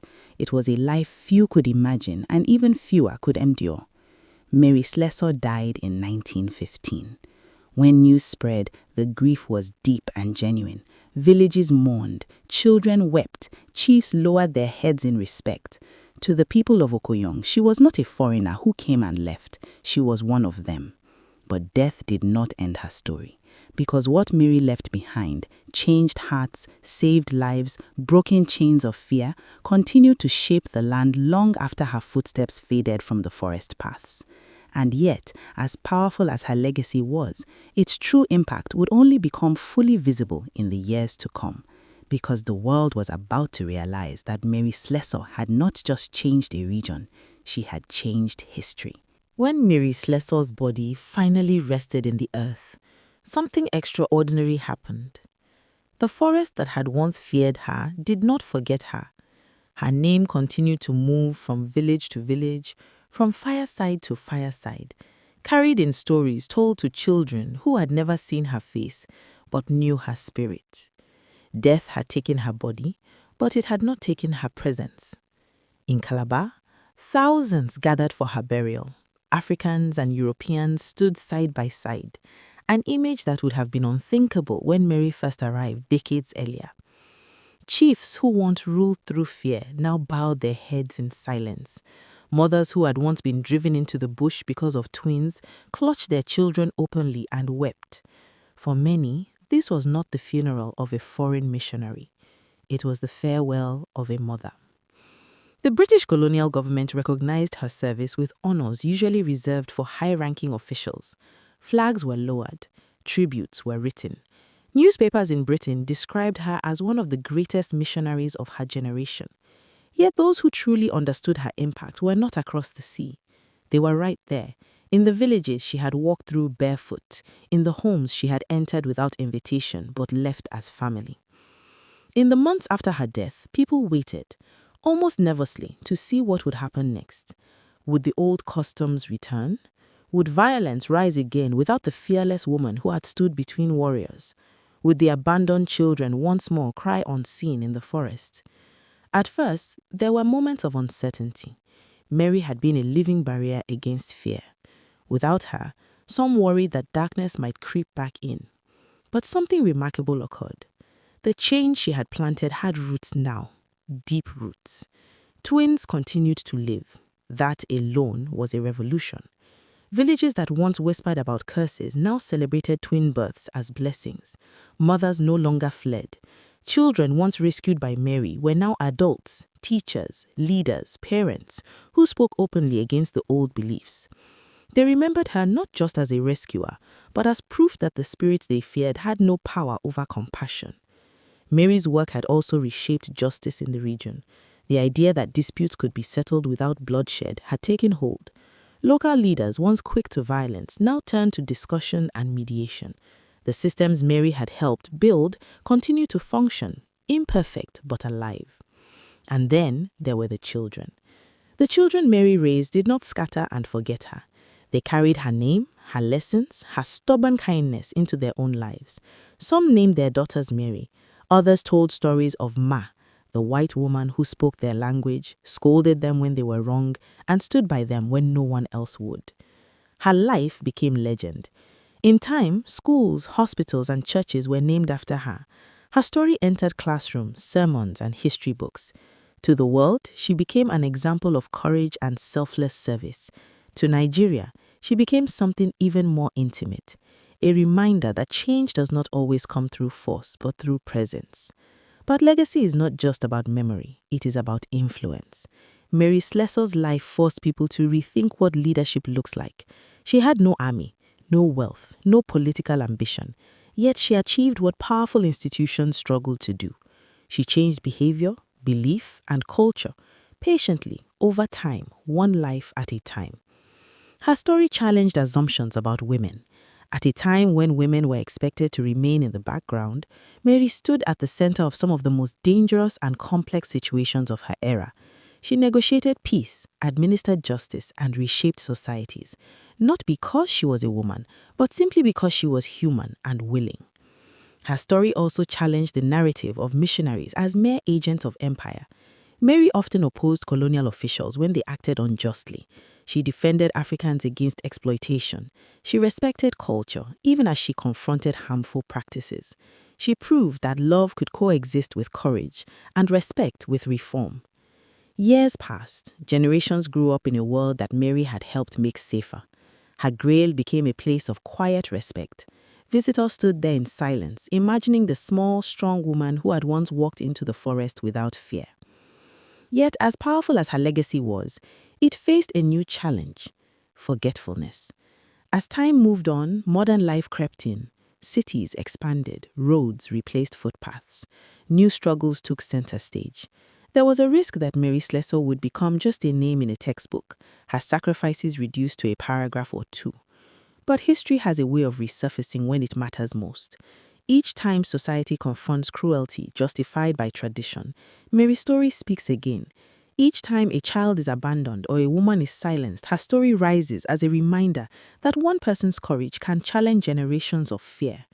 Each time people ask whether kindness can truly change the world, Mary Slessor's answer echoes from the forest paths of Okoyong.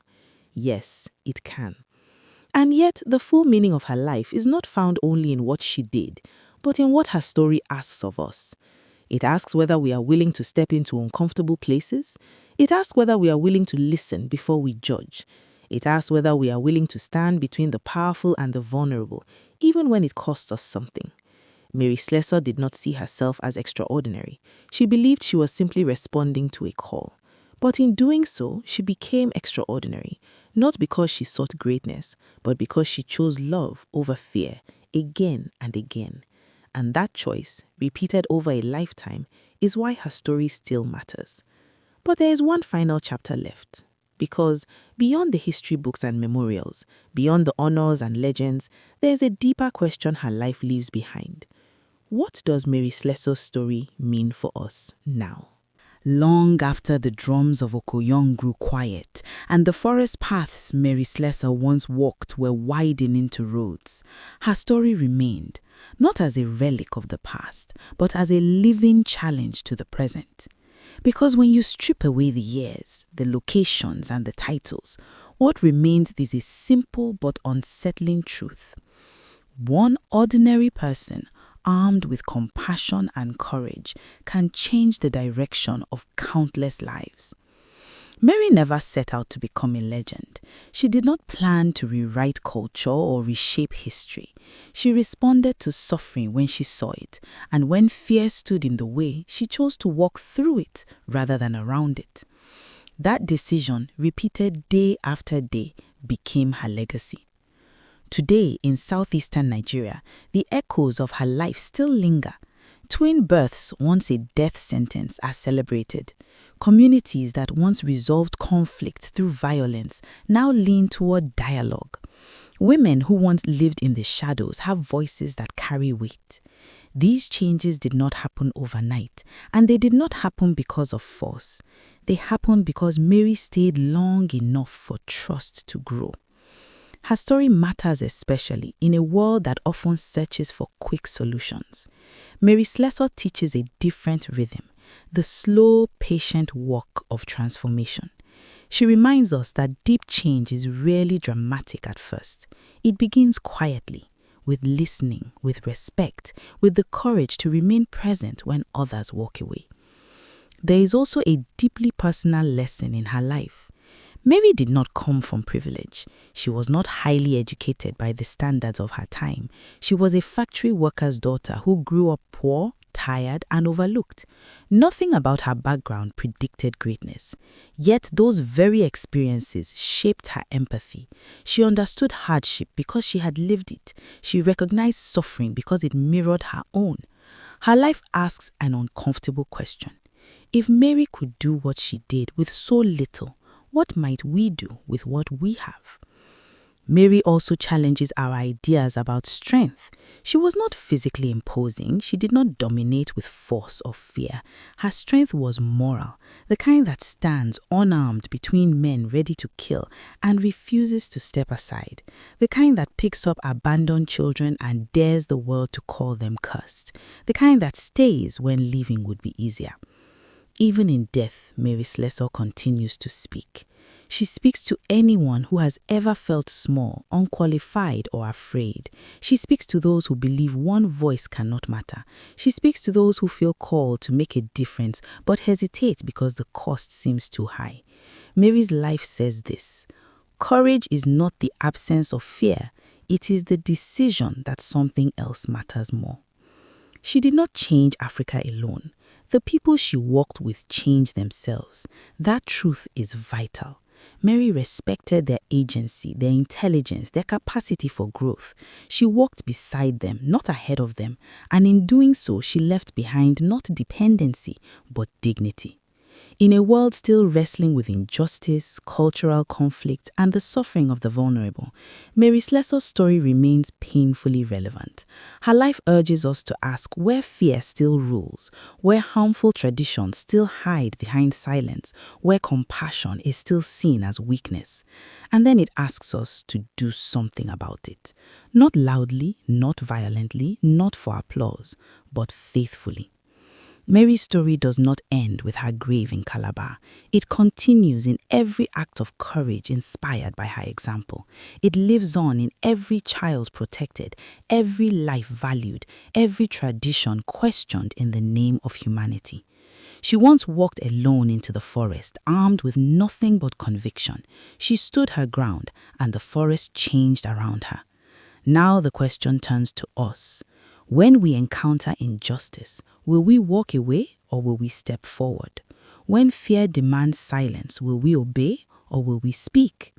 Mary Slessor answered those questions with her life, and that is why her story will never truly end. Because as long as compassion finds courage, there will always be another Mary Slessor. The story of Wole Soyinka does not begin with applause or prizes or the echo of his name across the world. It begins quietly in a small town called Ake in Abeokuta, where red earth stains the feet and stories drift through the air like incense. It begins with a boy who listened more than he spoke, who watched more than he acted, and who learned very early that words were not just sounds, but weapons, spells, and bridges between worlds. Picture the morning light in colonial Nigeria filtering through mango trees and mud walls, carrying with it the voices of market women, the clang of metal, the prayers from church bells and mosque calls, all colliding in a single rhythm. Into this soundscape was born Akinwande Oluwole Babatunde Soyinka on July 13, 1934. His father was a school headmaster, strict, disciplined, a man who believed education was the sharpest tool a child could wield. His mother was a force of nature, a trader, activist, and organizer, known famously as Wild Christian for her fearless tongue and refusal to bow to authority. Between these two energies, order and rebellion, the boy absorbed a lesson that would shape his life: respect knowledge, but never worship power. As a child, Wole Soyinka lived at the crossroads of worlds. Christianity shared space with Yoruba spirituality. English grammar sat beside ancient proverbs. Colonial authority loomed large, yet local resistance simmered underneath. He watched elders pour libations to unseen gods and then walked into classrooms where Shakespeare was king.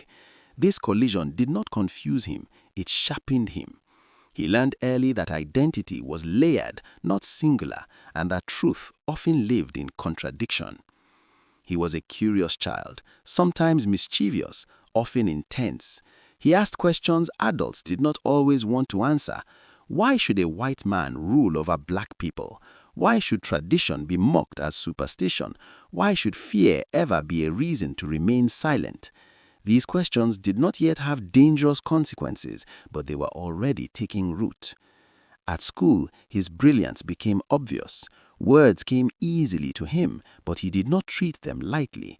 He tasted them, tested them, bent them to see how far they could stretch. He read voraciously, devouring books as though they were oxygen. Literature was not an escape for him, it was a lens.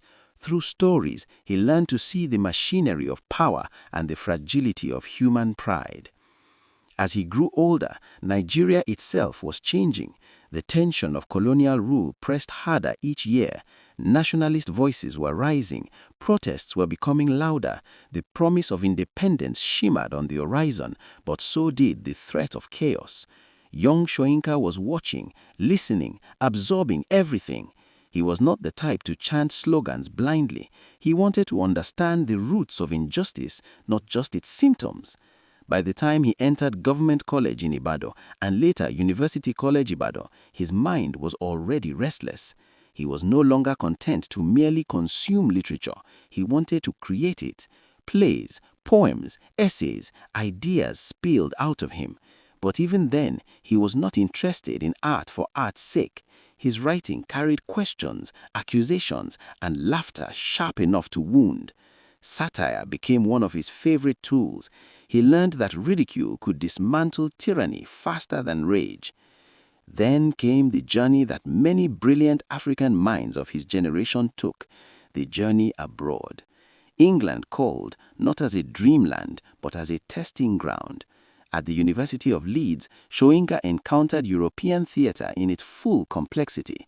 Greek tragedies, modernist experiments, political drama, he studied them intensely.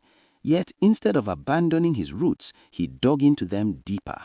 While some sought validation by imitating Europe, Soyinka was already plotting something more dangerous: fusion. He asked himself a radical question.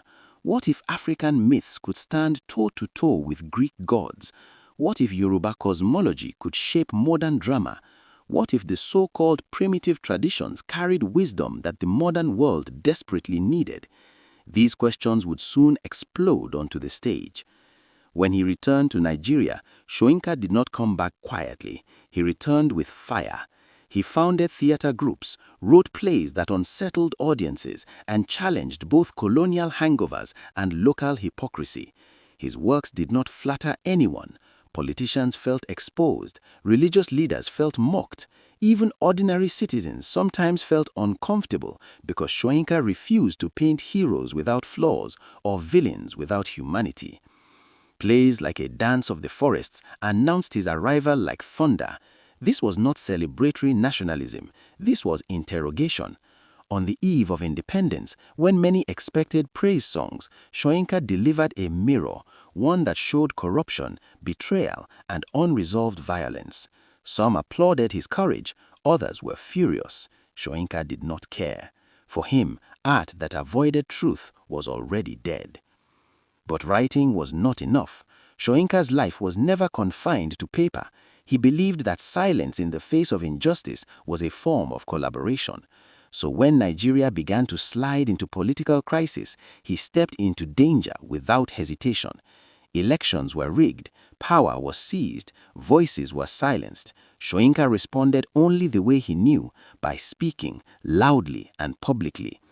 One of the most legendary moments of his early activism came when he forcibly entered a radio station to denounce electoral fraud. Think about that image for a moment. A writer, armed not with guns but with conviction, storming a station to reclaim the truth. It was reckless, it was bold, it was very Wole Soyinka. From that moment on, the state took note of him, not as a mere intellectual, but as a threat. The tension between Soyinka and authority intensified as Nigeria descended towards civil war. Ethnic divisions hardened, political assassinations multiplied, fear ruled the streets. Soyinka, ever the mediator, attempted secret negotiations, believing that dialogue could prevent bloodshed. This belief would cost him dearly. In 1967, he was arrested by the Nigerian government and thrown into solitary confinement. No trial, no formal charges, just silence and walls. For 22 months, Soyinka lived in near total isolation. No books, no pen, no human contact. The state hoped to break him, to crush his mind into submission, but they underestimated the power of imagination. Inside that cell, Soyinka survived by composing words in his head, by scratching poems on cigarette papers, by holding conversations with memory and myth. He refused to surrender his inner freedom, even when his body was trapped. Madness hovered close, but he fought it with discipline and defiance. Each day became an act of resistance. When he was finally released, Nigeria was not the same, and neither was Soyinka. Prison had sharpened his vision and deepened his rage against injustice. He emerged thinner, harder, and more determined. His prison writings would later become some of the most powerful literary testimonies of political repression in Africa. But this was not the end of his story. It was only the forging of steel.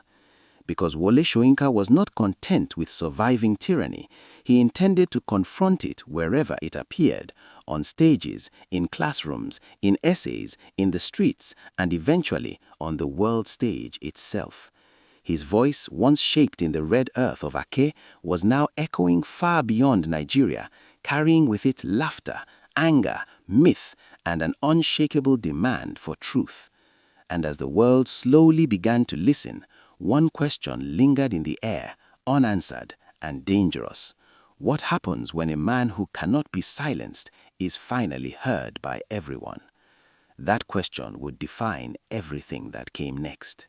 When Wole Soyinka walked out of prison, he did not step back into freedom the way most people imagine it. Freedom did not greet him with open arms. It stood at a distance, cautious, almost suspicious, as though unsure whether this man, who had stared down isolation and refused to blink, could still belong to an ordinary world. The country he returned to was scarred by war, distrust, and exhaustion. The man who returned to it was scarred too, but sharpened, like a blade that had survived the fire. People expected him to be quieter, broken maybe, grateful just to breathe open air again. They were wrong.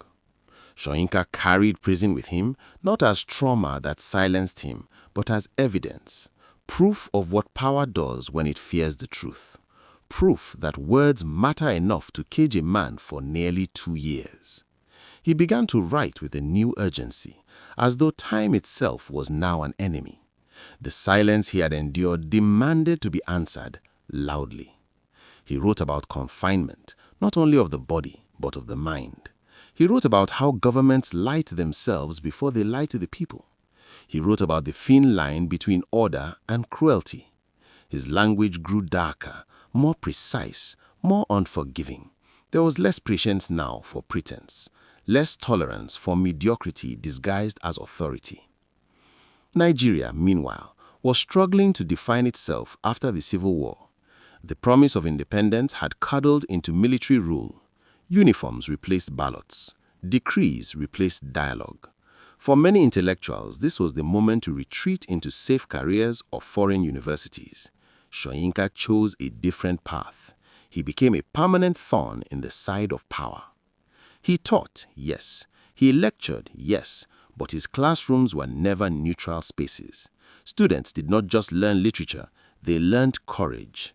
He pushed them to question everything: texts, traditions, leaders, even him. He despised blind loyalty. To Soyinka, obedience without thought was the true enemy of progress. His plays during this period were not comfortable evenings of entertainment. They were confrontations. Audiences laughed, then shifted in their seats, then fell into uneasy silence as they recognized themselves on stage. He exposed corruption not as an abstract evil, but as a daily habit, small compromises that grew into national disasters. Soyinka's use of myth became even more daring. Yoruba gods walked into modern crises. Ancient rituals collided with contemporary greed. By doing this, he made a bold statement. Africa did not need to borrow spiritual depth or philosophical weight from elsewhere. Its own traditions were vast, complex, and brutally honest about human weakness. But his outspokenness came at a cost. Government changed, but suspicion followed him like a shadow. His passport became a fragile document. His phone calls were likely monitored. Invitations were extended and withdrawn with equal speed. Yet, Soyinka did not slow down. If anything, danger energized him. Exile became a recurring theme in his life, not always officially declared, but constantly implied. There were moments when staying in Nigeria was simply too risky, so he left, then returned, then left again. Each departure tore at him. Nigeria was not just a country to Soyinka, it was a wound, a love affair, and a responsibility all at once. Abroad, he found platforms that amplified his voice. Universities welcomed him, literary circles celebrated him, but he never became a polite global intellectual who spoke in carefully measured tones. When dictators ruled African states, Soyinka named them. When foreign powers supported oppression, he exposed them. He refused to turn suffering into abstract fury. As the 1970s turned into the 1980s, Soyinka's reputation grew steadily.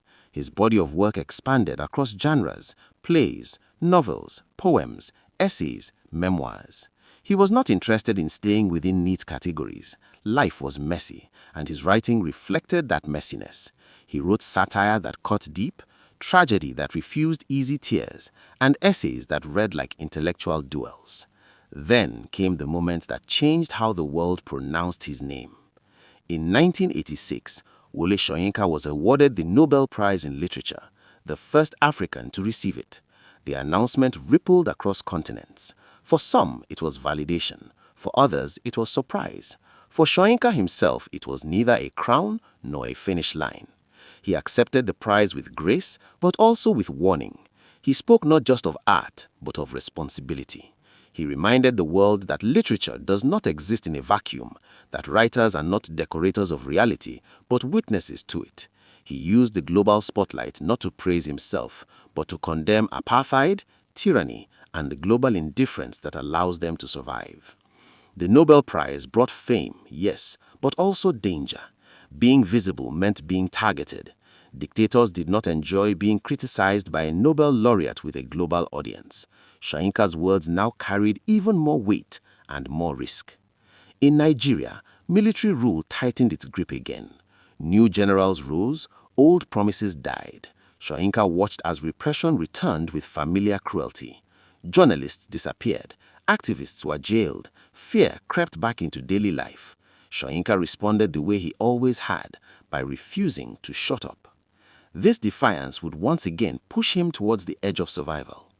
As the noose of authoritarianism tightened, Soyinka became one of its loudest critics. His essays were no longer just literary criticism, they were political indictments. His speeches named names. His anger was controlled but unmistakable, and those in power were listening. Exile, this time, was not optional, it was necessary. Threats became explicit, arrest was no longer a possibility, it was an expectation. So Soyinka left Nigeria again, carrying with him the weight of unfinished battles and the ache of separation. Abroad, he found platforms that amplified his voice. Universities welcomed him, literary circles celebrated him, but he never became a polite global intellectual who spoke in carefully measured tones. When dictators ruled African states, Soyinka named them. When foreign powers supported oppression, he exposed them. He refused to turn suffering into abstract theory. As the years passed, the image of Soyinka solidified in the global imagination. The fearless African intellectual, the unbreakable dissident, the master of words. But behind that image was a man still haunted by prison walls, still enraged by injustice, still deeply in love with a country that kept wounding itself. Wole Soyinka's life in exile was never a retreat. It was a battlefield without borders, a war fought with words, memory, and an unrelenting refusal to forget home. While dictators slept behind guarded walls, Soyinka stayed awake in borrowed rooms, hotel corridors, university offices, and lecture halls, carrying Nigeria with him like a restless spirit that refused to be laid to rest. Exile has a way of distorting time. Days stretch endlessly, yet years vanish without warning. For Soyinka, exile became a strange rhythm of motion and stillness, constant travel paired with deep introspection. One week, he was addressing packed auditoriums in Europe. The next, he was alone, replaying images of friends imprisoned, voices silenced, streets ruled by fear. Distance did not numb him. It sharpened his anger and clarified his purpose. He understood something most people only realize too late. Tyranny feeds on amnesia. Forgetting is its greatest ally. So Soyinka made memory his weapon. He wrote to remember. He spoke to remind. He refused to let the world grow comfortable with Nigeria's suffering or Africa's struggles more broadly. Every lecture, every essay, every interview carried an insistence. Look again, listen harder, do not look away. Yet exile is also deeply personal. It strips you of daily rituals, familiar sounds, the casual intimacy of home. Soyinka missed the cadence of Yoruba speech in markets, the humor embedded in proverbs, the chaotic duty of Nigerian streets. These were not sentimental longings, they were sources of creative energy. Without them, writing required excavation. He had to dig deeper into memory to summon the textures of home. During this period, his writing grew even more expansive and philosophical. He was no longer just confronting specific regimes, he was interrogating power itself, how it mutates, how it disguises cruelty as order, how it recruits ordinary people into extraordinary violence. His essays became global in scope, drawing connections between African dictatorships, European hypocrisy, and international systems that profited quietly from repression. But Soyinka never allowed himself to become abstract. He distrusted intellectual comfort. Ideas, to him, were meant to bruise, not soothe. So even when addressing global audiences, he returned again and again to concrete realities: prison cells, censored newspapers, broken families, graves without justice. He wanted listeners to feel the cost of oppression, not just understand it. The 1990s arrived like a dark echo of the past. Nigeria fell once again into the grip of brutal military rule. Executions, disappearances, and censorship returned with chilling familiarity. Soyinka watched from afar as hope flickered and dimmed. This time, the regime made its hostility unmistakable. His citizenship was threatened. His name was spoken in tones reserved for enemies of the state. Some would have softened their stance, chosen diplomacy over defiance. Soyinka did the opposite. He escalated. He joined international campaigns, testified before global bodies, and used his Nobel status as a shield and a megaphone. He understood that visibility could be protection, not absolute but meaningful. Every time he spoke, he forced the regime to calculate the cost of silencing him. He was daring power to reveal itself fully. But courage does not eliminate fear. It coexists with it. Soyinka knew the danger was real. Friends were imprisoned, others were killed. News from home arrived like blows to the chest.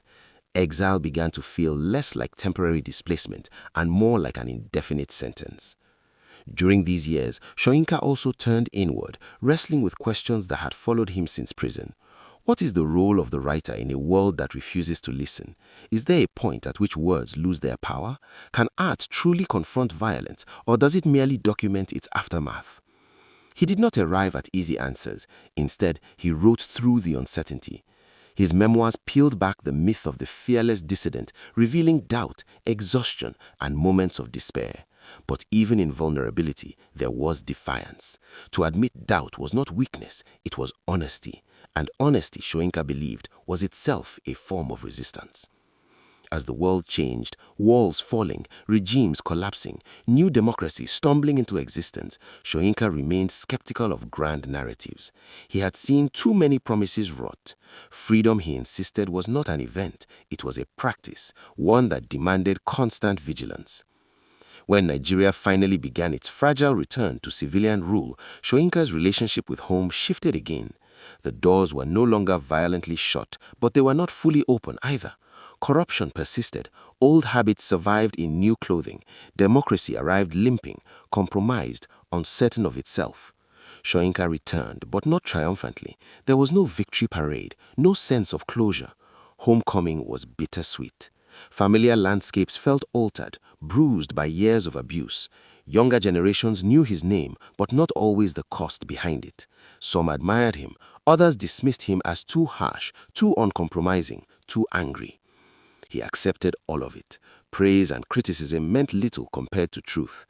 In classrooms and public spaces, Soyinka resumed his role as provocateur-in-chief.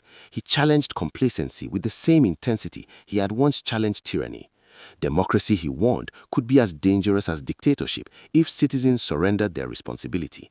Voting alone was not enough. Freedom required participation, memory, and courage. Age did not soften him. If anything, it clarified him. His humor became sharper, his impatience with nonsense shorter. He refused to become a ceremonial elder, wheeled out for anniversaries and polite applause. When governments failed, he said so. When religious extremism threatened lives, he condemned it. When ethnic hatred poisoned communities, he named it. And still, he wrote. Writing for Soyinka was not a career, it was survival. It was how he stitched together the fragments of a life lived under pressure. It was how he refused erasure. Plays, poems, essays, they kept coming, each one an argument against silence. He also became a symbol, whether he liked it or not. To many young Africans, Soyinka represented intellectual fearlessness, proof that one could speak without permission and survive. But he resisted being turned into an icon. Icons, he knew, are often stripped of complexity. He preferred to remain human, flawed, angry, questioning.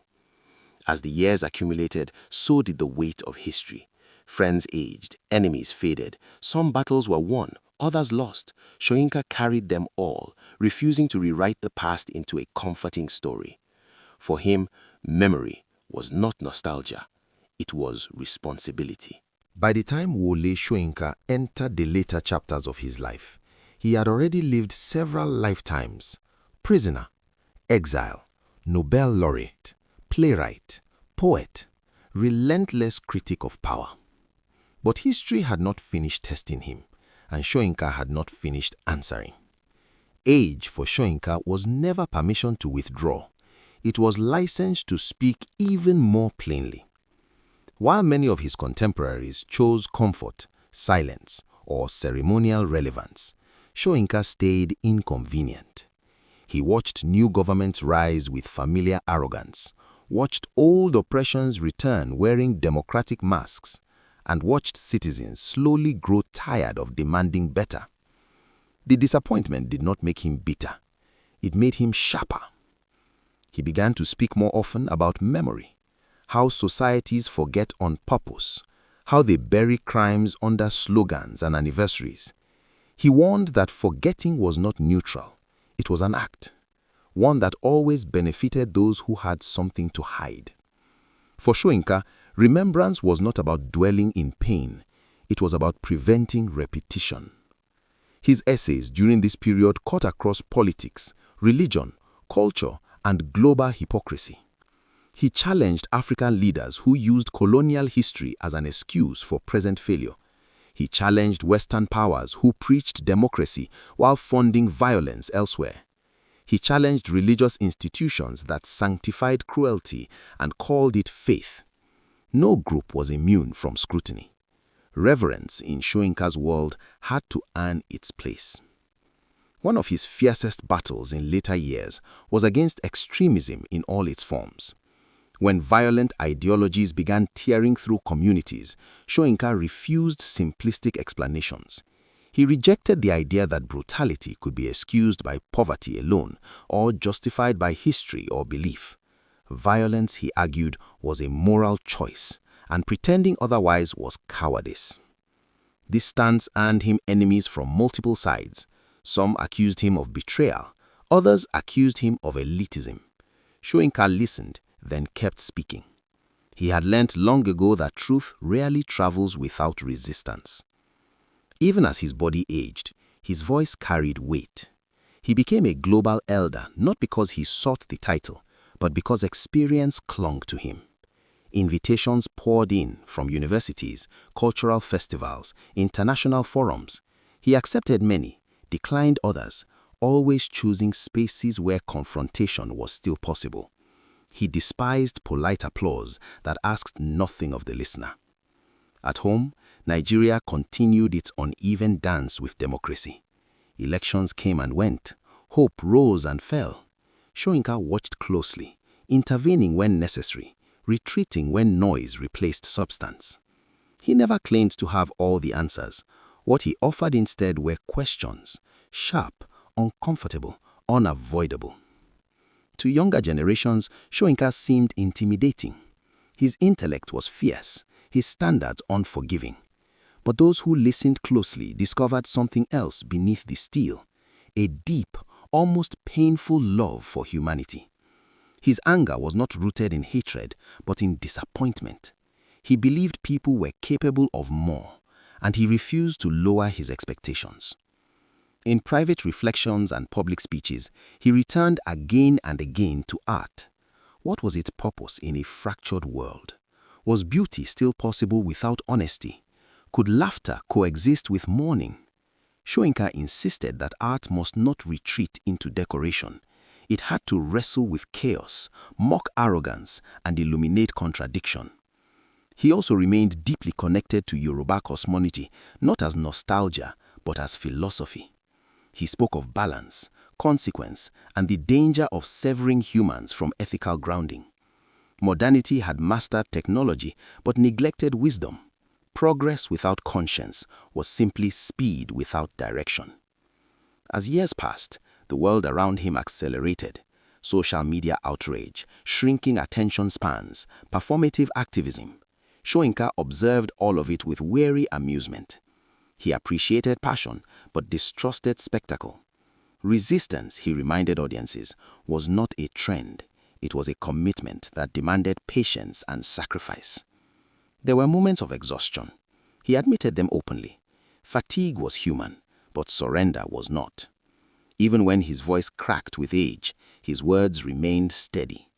Silence, he believed, was always a choice, and he had made his decision long ago. Soyinka's legacy was no longer a future question. It was a living argument. Streets could be named after him, books could be assigned in classrooms, prizes could multiply. But none of that mattered if society refused to absorb the lesson beneath the celebration. That lesson was simple and brutal. Power must be questioned constantly. In the quiet moments between public appearances, Soyinka reflected on mortality, not with fear, but with curiosity. What survives a life spent resisting? He hoped it would not be monuments or quotations, but courage passed from one generation to the next. The courage to speak when silence is safer. The courage to doubt when belief is demanded. The courage to remember when forgetting is convenient. In the final movement of Wole Soyinka's story, there is no neat ending, no cutting call where the lights dim and the questions fade. His life refuses that kind of closure. Instead, it settles into something more unsettling and more honest: continuity. A voice that does not stop simply because the world grows tired of listening. By now, Soyinka is no longer just a man in time. He is a presence, a reference point, a standard that quietly asks everyone else, what did you do when it mattered? And that question lingers long after his words have been spoken. Old age arrives, as it does for all humans, but it does not tame him. His body slows, yes, but his mind remains restless. He watches the world repeat itself with disturbing creativity. New technologies, same greed. New slogans, same violence. New leaders, old habits. He does not pretend to be surprised. History, he knows, is not a straight line. It circles, it stumbles, it pretends to forget what it remembers too well. Soyinka speaks less frequently now, but when he does, the silence around him tightens. His words no longer rush, they land. Each sentence feels weighed, deliberate, sharpened by decades of consequence. He is not trying to persuade everyone. He is speaking to those still capable of listening. He looks at Africa with the tenderness of someone who has bled for it and the honesty of someone who refuses to lie to it. He celebrates its creativity, its resilience, its humor in the face of absurdity, but he refuses the romance of suffering. He rejects narratives that turn pain into identity. Africa to him is not a tragedy, it is a responsibility. Younger writers approach him with reverence, sometimes fear. They want guidance, approval, blessing. Soyinka offers none of that easily. What he offers instead is challenge. He tells them not to write for applause, not to chase relevance, not to soften truth for comfort. He reminds them that language is not decoration, it is action. Some listen, others bristle. He accepts both responses. Influence, he knows, cannot be controlled. He watches the digital age transform activism into performance and outrage into currency. He does not dismiss it outright, but he warns against mistaking noise for impact. Real resistance, he insists, is often quiet, sustained, unglamorous. It survives long after hashtags expire. There are moments when he revisits his younger self, the boy in Ake, the student discovering theater, the prisoner counting time in isolation, not with regret, but with recognition. Every version of himself was necessary. Every risk taken carved the path forward, even the mistakes, especially the mistakes. When asked how he wants to be remembered, Soyinka rarely answers directly. Memory, he believes, is not something you request.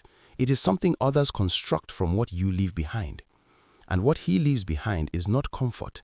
He leaves behind questions that refuse to die. What is the duty of the intellectual in a broken society? When does obedience become complicity? Can a nation heal without truth? Can art remain honest without danger? These questions echo through his work, through classrooms, through private reflections of those who encounter his writing at the right moment in their lives. He never offers easy answers.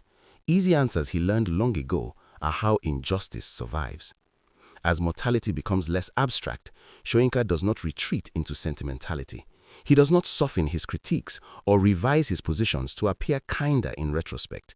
He believes a life spent confronting lies should not end with polite ambiguity. There is peace in this clarity. Not the peace of resolution, but the peace of consistency. He has been many things, celebrated, censored, exiled, honored, but never silent. Silence was always the line he refused to cross. And that refusal, more than any prize or publication, is his true legacy. In quiet moments, he imagines a future he may not see. A Nigeria that learns from its wounds instead of reopening them. An Africa that values conscience as much as power.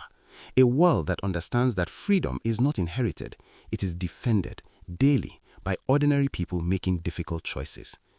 He knows these hopes may not be fulfilled quickly or fully, but hope for Soyinka was never passive optimism. It was stubborn engagement, the decision to remain present, critical, alive to injustice, even when exhausted by it. This part of Wole Soyinka's story is not an ending. It is a handover, a passing of responsibility. Because his life was never meant to be admired from a distance. It was meant to be continued. In classrooms where students dare to question, in writers who refuse to flatter power, in citizens who choose memory over comfort. And so the story closes the only way it can, not with silence, not with praise, but with a challenge. If one man, armed only with language, courage, and an unwillingness to forget, could shake prisons, regimes, and global conversations, what then is everyone else waiting for? Listen closely, because this story does not begin with applause or power. It begins with a girl who learned very early that silence could be dangerous and that a woman's voice, once found, could shake the foundations of an empire. Picture Aba in the early 1900s. Red earth, palm trees swaying lazily under a sun that shows no mercy. British flags flutter where African kingdoms once decided their own fates. Markets buzz with women's laughter, bargaining, gossip, and grief. It is here, in this land of traders and fighters, that Margaret Nwanyeroa, later known to the world as Margaret Ekpo, takes her first breath on July 27, 1914. She is born into a world that expects her to be quiet. From the start, Margaret is different. Her father, Inyang Ekpo, believes in education, even when many around him believe that books are wasted on girls. He sends her to school, and that single decision becomes a crack in the wall built around women's dreams. Margaret learns to read, to write, to think, and thinking, as the colonial masters would soon learn, is the most dangerous skill of all. As a young girl, she watches the women of her community closely. These women are not weak. They carry baskets heavier than their bodies. They trade across towns, organize markets, raise children, and hold families together. Yet, when decisions are made about taxes, land, laws, and punishment, these same women are ignored. Their strength is used. Their voices are dismissed. Margaret notices this contradiction even before she has the language to name it. School becomes her second home, but it is not an easy journey. Education under colonial rule is designed to shape obedience, not freedom. Students are taught to admire Britain, to obey authority, and to accept that Africans are somehow less. Margaret absorbs the lessons, but she also questions them. She begins to understand that knowledge can be used in two ways, to submit or to resist. Then comes marriage, another expected chapter in a woman's life. Margaret marries John Udo Ekpo, a medical worker. The union takes her away from her childhood home and into a wider world. This marriage, however, does not cage her. Instead, it opens her eyes even more. Through her husband's work, she sees the raw reality of colonial injustice. African workers underpaid, African patients treated with less dignity, African voices excluded from decisions about their own lives. But the real turning point comes not from books or conversations. It comes from anger. In the late 1940s, Margaret becomes involved in market women's associations in Aba. These women are furious, and rightly so. Colonial authorities impose unfair taxes and regulations on traders, especially women. The same women who feed the towns are treated like criminals for trying to survive. Licenses are revoked, goods are seized, taxes rise while profits fall. Margaret listens, and then she speaks. Her voice is calm at first, but firm. She begins organizing meetings. She translates complex policies into simple language so every woman understands what is happening to her money, her labor, her dignity. She tells them something radical for the time, that their suffering is not personal failure, it is political oppression. The women lean in. What makes Margaret Ekpo dangerous is not just her courage, it is her clarity. She does not shout blindly. She studies the laws, she learns the system, she understands how power moves, and then she teaches other women to see it too. Soon, market meetings turn into political gatherings. Songs become weapons. Unity becomes strategy. Colonial officers begin to notice this woman who refuses to stay in the background. They are unsettled, not because she carries a gun, but because she carries conviction and she spreads it like fire. Margaret Ekpo begins traveling across eastern Nigeria, speaking to women in Calabar, Uyo, Ikotekpene, and beyond. She stands in marketplaces, under trees, in crowded halls, and she tells women that their voices matter, that politics is not a man's game, that silence has never saved anyone. At a time when most women are expected to watch history from the sidelines, Margaret steps into the center of it. She joins the National Council of Nigeria and the Cameroons, one of the leading nationalist parties fighting for independence. This is no small move. Politics in the 1940s is hostile territory for women. Meetings are filled with men who believe leadership has a masculine face. Some laugh at her, some insult her, some try to intimidate her to retreat. she does not retreat. Instead, she outworks them. She organizes women's wings within the party. She mobilizes voters. She raises funds. She campaigns relentlessly. When men dismiss women as irrelevant, Margaret proves them wrong with numbers, strategy, and results. But power never concedes without resistance. Colonial authorities begin to monitor her movements. Her speeches are scrutinized. Her gatherings are sometimes disrupted. She is labeled troublesome, dangerous, unruly. These labels are meant to frighten her into obedience. They fail. What frightens the colonial government is not just Margaret Egbo, but what she represents, an African woman politically conscious leading other women. This is a nightmare scenario for an empire built on hierarchy and control. Behind the scenes, Margaret faces personal sacrifices. Travel is exhausting, resources are limited, there are threats, rumors, and constant pressure. Yet she continues, driven by a belief that the future of Nigeria cannot be built without women at the table. And then comes a moment that changes everything. In 1953, Margaret Egbo is elected into the Eastern House of Assembly.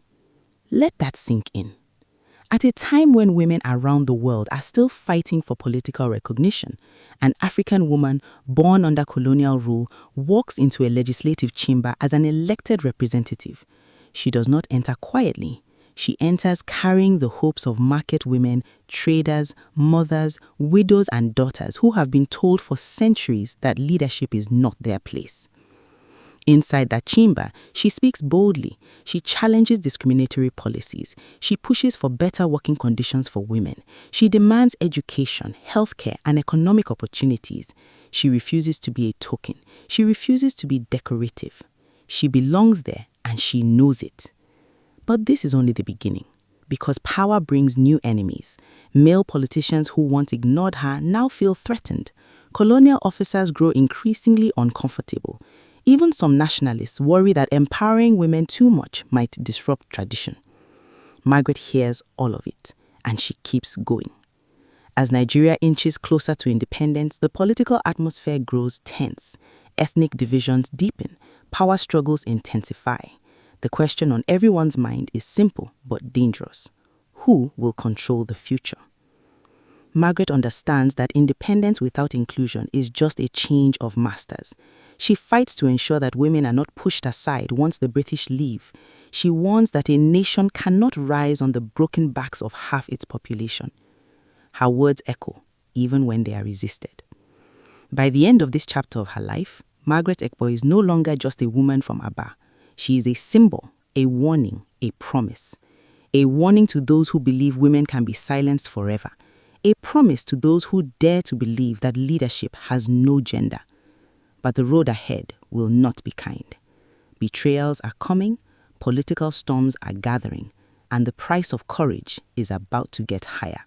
By the time Margaret Egbo walks back into public view after her election, something in the air has changed. People no longer look at her with curiosity alone. Now there is expectation, hope, pressure. Because when one woman breaks through a wall that thick, everyone watches to see what she will do on the other side. And Margaret feels the weight of it. Every step she takes into the Eastern House of Assembly carries more than her own ambition. It carries the footsteps of market women who sowed tomatoes under the sun to fund campaigns, widows who whispered prayers over her name, and young girls who have begun to imagine futures wider than their villages. She understands this deeply. Failure is not just personal. Failure would be symbolic. Inside the assembly, the room is filled with men trained to dominate conversation. Their voices boom with confidence shaped by centuries of patriarchy and decades of colonial reinforcement. Many of them believe Margaret Egbo is an experiment that will soon run its course. They expect her to be emotional, hesitant, or easily intimidated. They miscalculate. Margaret has done her homework. She studies policy documents late into the night.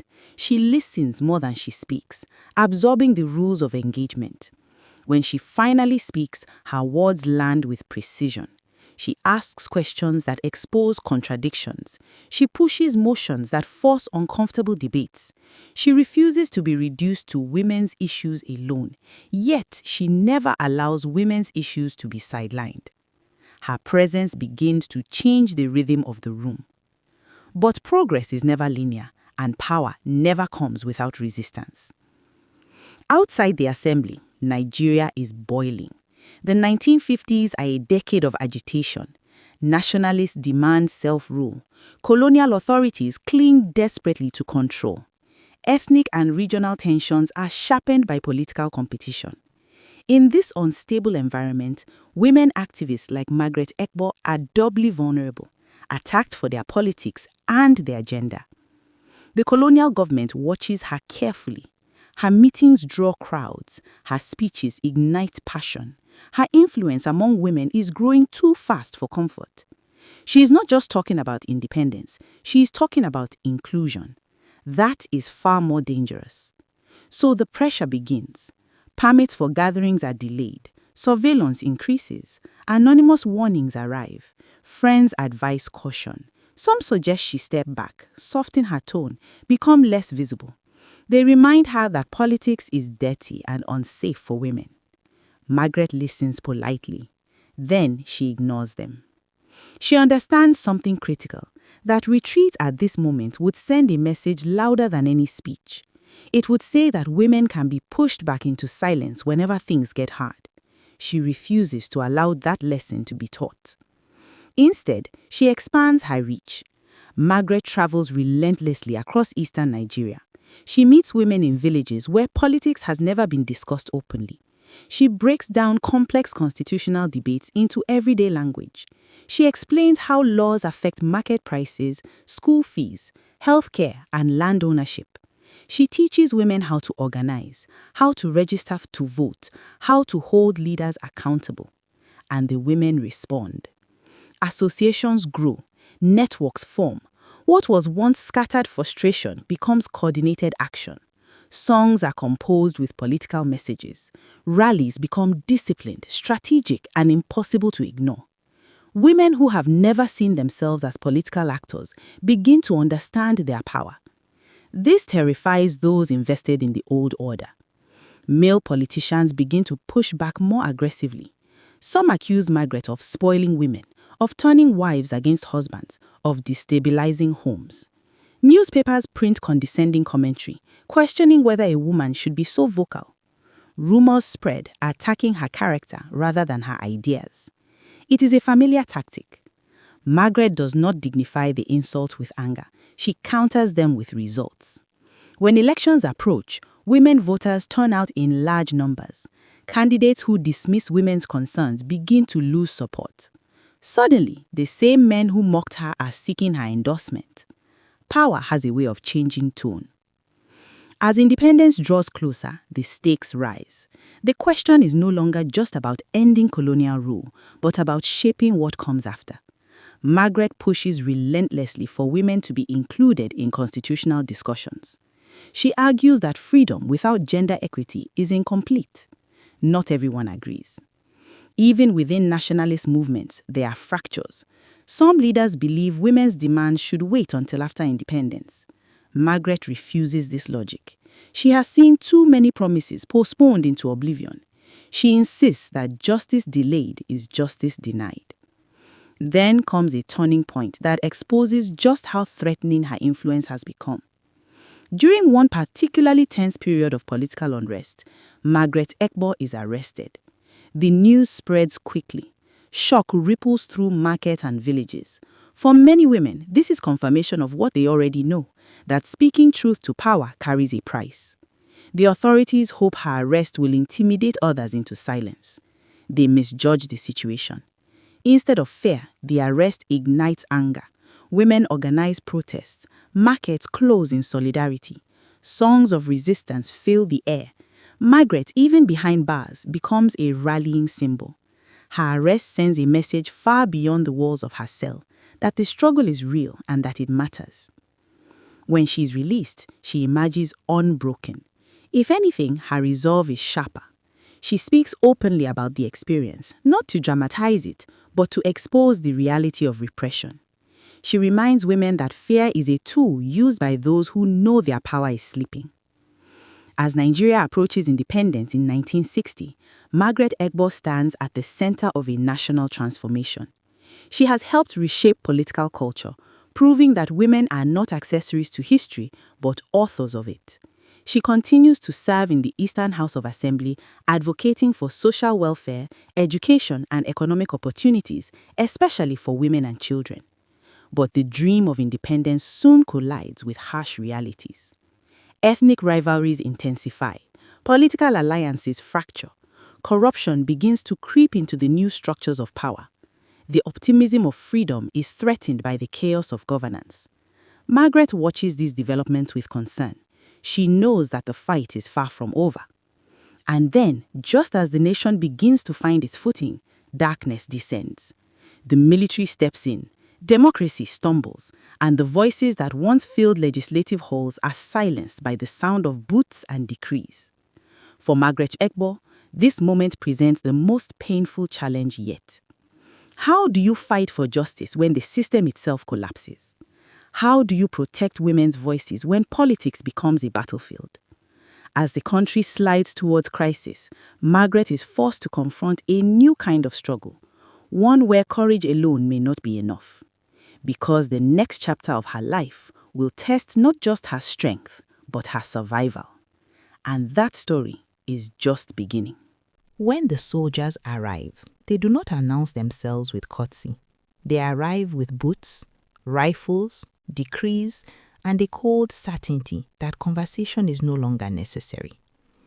Overnight, the language of politics changes in Nigeria. Arguments are no longer settled with debates or votes, but with commands. The halls where Margaret Egbo once spoke with conviction grow quiet, and the silence is heavy with fear. For someone who has lived by her voice, this silence is suffocating. Margaret Egbo watches as the structures she fought so hard to enter begin to crumble. The military suspends democratic institutions. Assemblies are dissolved.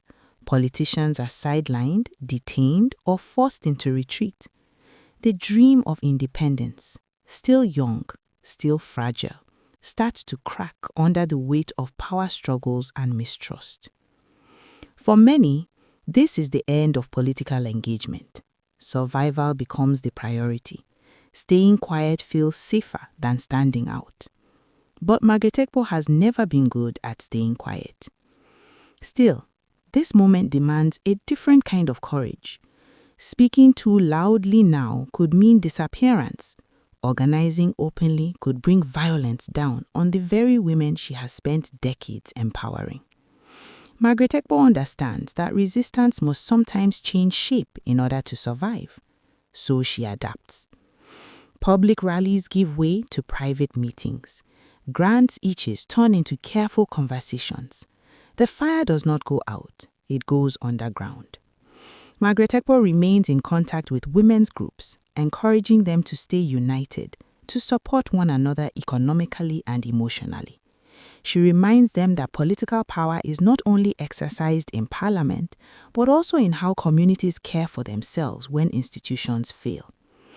Yet, even this quieter form of influence does not escape attention. In a climate of suspicion, anyone with a history of mobilization becomes a potential threat. Margaret Egbo's past achievements now work against her. She is known, recognized, remembered, and remembered people are rarely left alone in times of authoritarian rule. Surveillance becomes part of her daily life. Strange faces linger too long, conversations suddenly stop when she enters a room, friends warn her to be careful, to reduce her movements, to protect herself.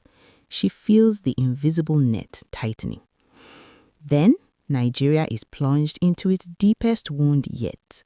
The civil war erupts. The country fractures violently along ethnic and regional lines. Brothers turn against brothers, towns become battlefields, hunger, displacement, and grief spread like wildfire. For Margaret Ekpo, an Eastern Nigerian woman with deep roots in the region, the war is not an abstract political crisis. It is personal. It tears through communities she has walked, markets she has spoken in, and families she has known. Women suffer immensely. They flee with children strapped to their backs. They trade valuables for food. They bury loved ones without ceremony. They endure violence that rarely makes it into official histories. Margaret Ekpo sees this suffering and feels a familiar pull, the urge to organize, to intervene, to do something. But war is unforgiving. Lines are drawn and neutrality becomes almost impossible. Any movement can be misinterpreted, any gathering can be suspected. Margaret Ekpo must navigate this terrain with extreme caution. Her goal is no longer political reform. It is survival, dignity, and relief. She turns her focus to humanitarian support. Working quietly, she helps coordinate assistance for displaced women and children. She uses her network to move food, clothing, and information. She offers comfort where she can, leadership where it is welcomed, and silence where it is necessary. Her role is less visible now, but no less vital. Still, the emotional toll is immense. This is not the future she fought for. She watches as years of organizing are undone by violence. She sees young people who should be building a nation instead carrying weapons. She mourns not just the dead, but the lost possibilities. There are nights when the weight of it all presses so heavily on her that even her legendary strength feels thin. Yet she does not collapse. Margaret Ekpo has learned that resilience is not loud. Sometimes it is simply the decision to wake up and keep going. When the war finally ends, it leaves behind a country changed forever. Nigeria is exhausted, traumatized, and deeply suspicious. Trust is scarce, hope feels fragile. Many former politicians attempt to return to public life, eager to reclaim relevance. Margaret Ekpo does not rush back. This choice surprises some. They expect her to jump back into the spotlight, to demand her place once again. But Margaret Ekpo understands something that many do not, that timing matters. The nation needs healing more than speeches, and she herself needs rest. This period marks a quiet transformation in her life. She begins to step back from frontline politics, not out of defeat, but out of wisdom. Her contribution shifts from direct leadership to mentorship, from public authority to moral presence. Younger women seek her out, hungry for guidance, desperate to understand how to navigate a political landscape that seems hostile and unpredictable. Margaret Ekpo listens to them. She tells them stories, not polished speeches, but honest recollections. She speaks of victories and regrets, of courage and fear, of mistakes made and lessons learned. She warns them that power is seductive and that principles are expensive. She reminds them that progress is rarely permanent and must be defended constantly. In these conversations, her legacy deepens. She becomes a living archive of resistance, a reminder that women have always been part of Nigerians' political story, even when erased from textbooks and speeches. Her very existence challenges the narrative that leadership is a male inheritance. Still, the cost of her journey is evident. Friends from the early days are gone, some to death, others to disillusionment. The political environment she once knew no longer exists. Sometimes she walks through familiar places and feels like a visitor in her own past. Nostalgia mixes with grief, and pride with quiet sorrow. But Margaret Ekpo does not dwell there for long. She has always believed that meaning is found not in what was, but in what remains possible. As the years pass, recognition slowly begins to catch up with her. Invitations arrive, honors are mentioned. People who once dismissed her now speak her name with reverence. She accepts these acknowledgements graciously, but without illusion. Applause, she knows, often comes late, after the risks have been taken, after the sacrifices have been made. What matters more to her are the women she sees stepping forward. Women running cooperatives, women leading community associations, women contesting elections even when the odds are stacked against them. In their determination, she sees echoes of her younger self and proof that her struggle was not in vain. But one final test remains. History has a way of softening stories, of turning real people into distant symbols.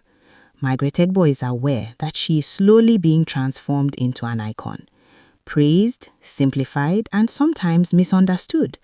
She worries that the complexity of the struggle will be lost, that future generations might celebrate the name but forget the fight. So she speaks again, not with fiery speeches, but with clarity. She insists on telling the full story, the fear, the backlash, the loneliness, the compromises. She wants young people to know that change is not glamorous, that leadership is not safe, that courage often comes with isolation. And she wants women especially to understand this truth, that waiting for permission is a losing strategy. By the time Margaret Egbo enters the later years of her life, she has become something rare, a woman who has lived long enough to see the seeds she planted begin to grow, even if imperfectly. But her story is not finished yet, because legacies are not sealed at retirement. They are tested by memory. They are shaped by who tells the story and how. And in the final chapter of Margaret Egbo's life, the question will no longer be what she fought for, but whether Nigeria remembers why she mattered at all. Old age does not arrive gently from Margaret Egbo. It comes carrying memories, sharp, tender, and insistent. Memories of voices raised in unity, of crowds packed into marketplaces, of long nights arguing policy with men who never expected to be challenged by a woman. Now, the noise has faded. What remains is reflection. She lives long enough to watch Nigeria struggle with itself. Military regimes rise and fall. Promises are made and broken. Democracy returns, stumbles, returns again. Corruption mutates, learning how to survive under every system. Margaret observes all of this with clear eyes. She's not romantic about power anymore. Experience has burned illusion out of her. Yet, she's not bitter. Instead, she becomes something even more powerful in her old age, a moral compass. People come to her not just for political advice, but for perspective. Journalists sit at her feet. Activists listen closely. Young women especially treat every word she says as something precious, something earned through blood, sweat, and years of standing alone. Margaret does not pretend to have easy answers. She tells them that Nigeria's problems are deep because its wounds are deep. She reminds them that colonialism did not only steal resources, it distorted values. It taught people to worship power instead of service, to fear authority instead of questioning it. Independence, she insists, did not automatically cure these things, and women, she says plainly, paid the highest price. Even in old age, she notices how easily women are pushed to the margins once crises pass, how they are praised during struggle and forgotten during governance, how their labor is celebrated but their leadership resisted. These patterns are familiar. She has seen them before. So she keeps talking. She speaks at events when her strength allows. When it does not, she speaks from her living room, her words carried outward by those who visit her. She encourages women to document their stories, to leave records behind. If you do not tell your story, she warns, someone else will tell it for you, and they will leave you out. This insistence on memory becomes her new battlefield. Margaret understands that history is a political weapon. She has watched men write themselves into national narratives while quietly erasing the women who stood beside them. She refuses to let that happen again. When people speak of Nigeria's independence struggle as if it were a male-only achievement, she gently but firmly corrects them. She names women, she names sacrifices, she names moments of courage that never made the headlines. And slowly, the narrative begins to shift. Schools start to mention her name. Women's groups adopt her as a symbol. Roads, halls, and institutions begin to carry her legacy. These gestures come late, but they come nonetheless. Margaret accepts them with grace, not pride. Recognition, she knows, does not change the past, but it can protect the future from repeating the same mistakes. Still, there is a quiet sadness that lingers. Margaret knows that symbols can be dangerous too. They can be used to create the illusion of progress without its substance. Naming a building after a woman does not automatically open doors for women inside it. She worries that her image might be celebrated while the principles she stood for are ignored. So she keeps insisting on substance over ceremony. She challenges women to go beyond admiration and step into action. She tells them to not wait for perfect conditions because they never come. She urges them to enter politics, unions, civil society, anywhere decisions are being made. Power, she says, does not invite you in, you must claim it. As her health begins to decline, these messages grow more urgent.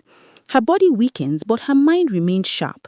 She remembers details others have forgotten, names, dates, places. She speaks of them not as nostalgia, but as evidence that change is possible, that resistance works, that one woman can alter the direction of a nation. In her quieter moments, Margaret reflects on her own journey. She thinks of the girl from Aba, sitting in a colonial classroom, absorbing lessons never meant to free her. She thinks of the market women who first trusted her voice. She thinks of prison walls, legislative chambers, war-torn communities, and long years of waiting for the country to catch up with its own ideals. Was it worth it? This is not an easy question. The answer is complicated, layered with both triumph and disappointment.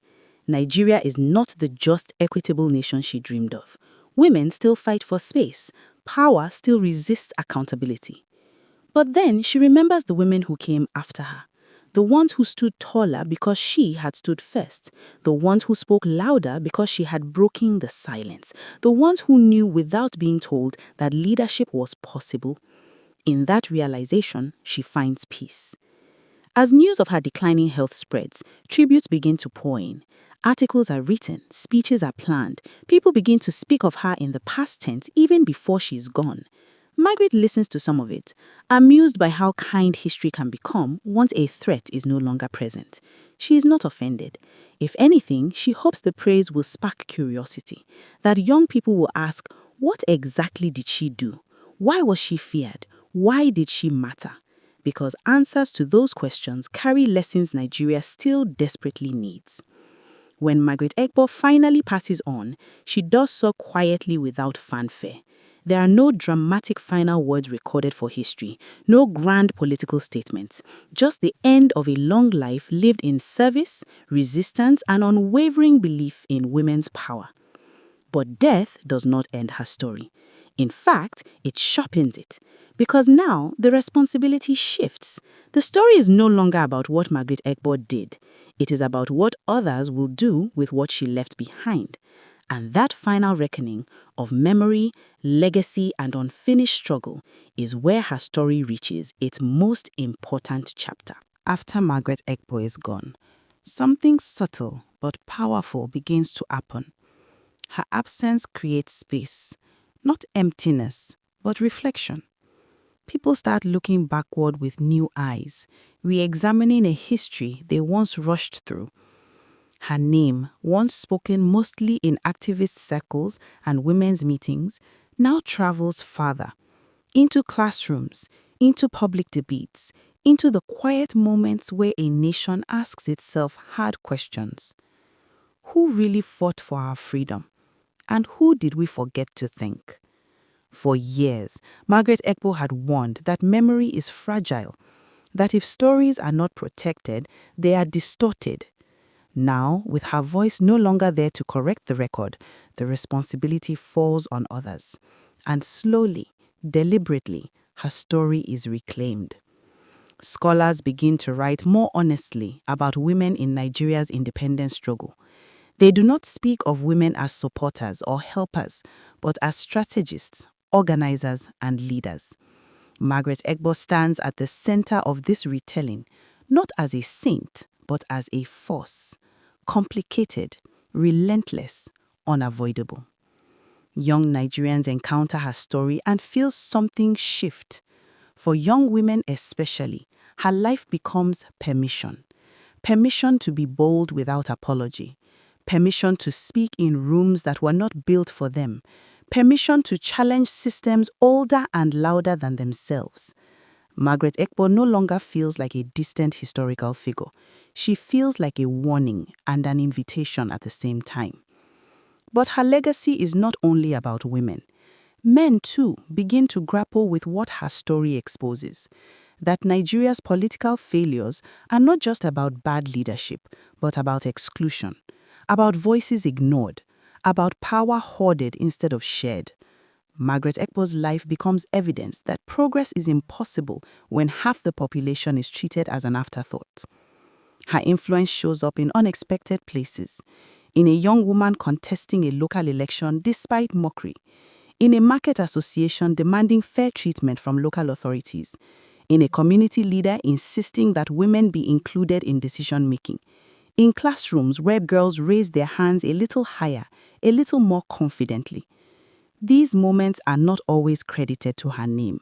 They do not need to be. This is how real legacy works, quietly, invisibly, stubbornly. Yet, there is also discomfort. Margaret Ekpo's story forces Nigeria to confront uncomfortable truths, that courage was punished before it was celebrated, that women were invited into struggle but locked out of power, that the nation often honors its heroes only when they can no longer demand anything. This discomfort is part of her gift because it refuses to let the country settle into convenient myths. Every generation faces a choice with its heroes, to turn them into decorations or to treat them as responsibilities. Margaret Ekpo's life does not allow the first option easily. Her story asks questions that still sting. Where are the women in leadership now? Who is being silenced today? What injustices are we excusing because they feel normal? Her life reminds us that the fight for equity is not a chapter. It is a thread that runs through every era. Independence did not complete it. Democracy did not complete it. Time itself will not complete it. Only action will. In this way, Margaret Ekpo becomes timeless. Not frozen in the past, but constantly resurfacing whenever injustice appears familiar, whenever women are told to wait their turn, whenever courage is punished before it is praised. Her story rises again, asking the same question it always has. If not now, then when? And if not you, then who? For storytellers, her life offers a rare gift. It is dramatic without exaggeration, powerful without fantasy, emotional without sentimentality. Every chapter is anchored in reality, hard choices, real risks, and consequences that lasted a lifetime. For viewers and listeners, her story does something deeper than entertain. It challenges, it unsettles, it stays with you. Because once you know who Margaret Ekpo was, you can no longer pretend that women's absence from power is accidental. You can no longer claim that leadership has a single face or voice. You can no longer say that one person cannot make a difference. Margaret Ekpo did not lead armies. She did not rule a nation. She did not seek glory. She did something far more dangerous. She changed expectations. She took a society that had decided what women could be and she expanded it, not politely, not quietly, but deliberately, persistently, and at great personal cost. And that is why her story matters, not just as history, but as a mirror. A mirror held up to every generation that comes after her, asking whether we will rise to the standard she set or whether we will simply admire it from a distance. This is the legacy she leaves behind. Not answers, but responsibility. And once you feel that weight, once you truly understand what Margaret Ekpo stood for, there is no turning away.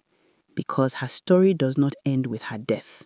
It begins again every time someone chooses courage over comfort and justice over fear. This story begins quietly, almost gently, in a Nigeria that was still finding its modern feet. Long before boardrooms, before global stages and television studios, before the world learned to pronounce the name Ibokun Awosika with admiration and awe, There was a curious young girl watching life closely, listening carefully, and asking questions that refused to remain small. Picture a young Ibukun growing up in a home where discipline and values were not suggestions, but a way of breathing. Her parents believed in excellence, not the loud, flashy kind, but the quiet, stubborn kind that shows up every day and does the work even when no one is clapping. In that home, character mattered, integrity mattered, and education was not optional. It was a tool, a weapon, and a responsibility all at once. As a child, Ibukun was observant. She noticed how people behaved when they thought no one was watching. She noticed who kept their word and who didn't. She noticed how confidence could open doors, but competence kept them open. Even then, something inside her was taking notes. Life was teaching her lessons long before she would ever stand on a stage to teach others. School came naturally to her, not because it was easy, but because she treated learning like a serious craft. She understood early that knowledge was freedom. At a time when many girls were subtly guided toward limits, she quietly refused to be boxed in.